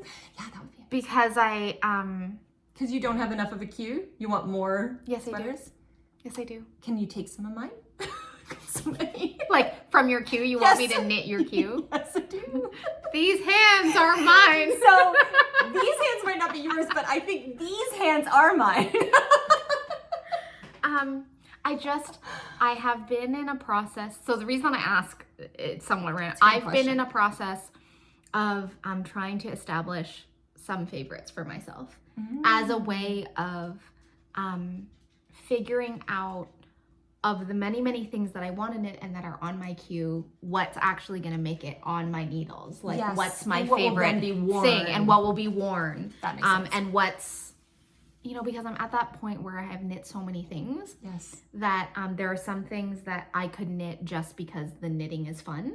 Yes. But what ideally, it's like I love the process of knitting it, and it also like fulfills something that I don't have or something that I love, so that it will also get worn. Yes. I love it. So Because, I'm exploring I'm exploring favorites as a way of helping to make a decision of the illustrious infinite queue, like what do I want to actually get on the needles. I That love makes it. sense. It does make sense. And I was just realizing that I have three of my absolute favorites. This Yeah. is my Transcend is here, my pressed flowers, and even though I've only just joined my life, I already know this one's a favorite. And I Yeah. feel like these ones I'm just going to constantly wear. So I love this idea. Yeah, so let us know your favorites. Okay. And maybe let us know like why it's your favorite. Please do. Yeah. And Like, what then is we it can you like? also, then everybody can sort of like meet each other. And again, part of the reason why I'm asking the question and hoping that you'll sort of, that there's tagging involved is like, what if you go in the comments and find somebody who has like a similar favorite To you. to you, or like you're wanting to knit their favorite, and then everybody can have a Carmen. And the world will just be better. That's all We're we all trying to need. matchmake you in the comments. Is essentially we're matchmaking sheeps. Sheeps. And our pod pals, our knitter friends, thank you for hanging out Love with it. us. Yes, thank you. And Thank we'll you. see you in July, Yes. maybe with a tank top. Yeah. Better be. One that I like. Yeah. Better be. Bye. Bye guys, we love you.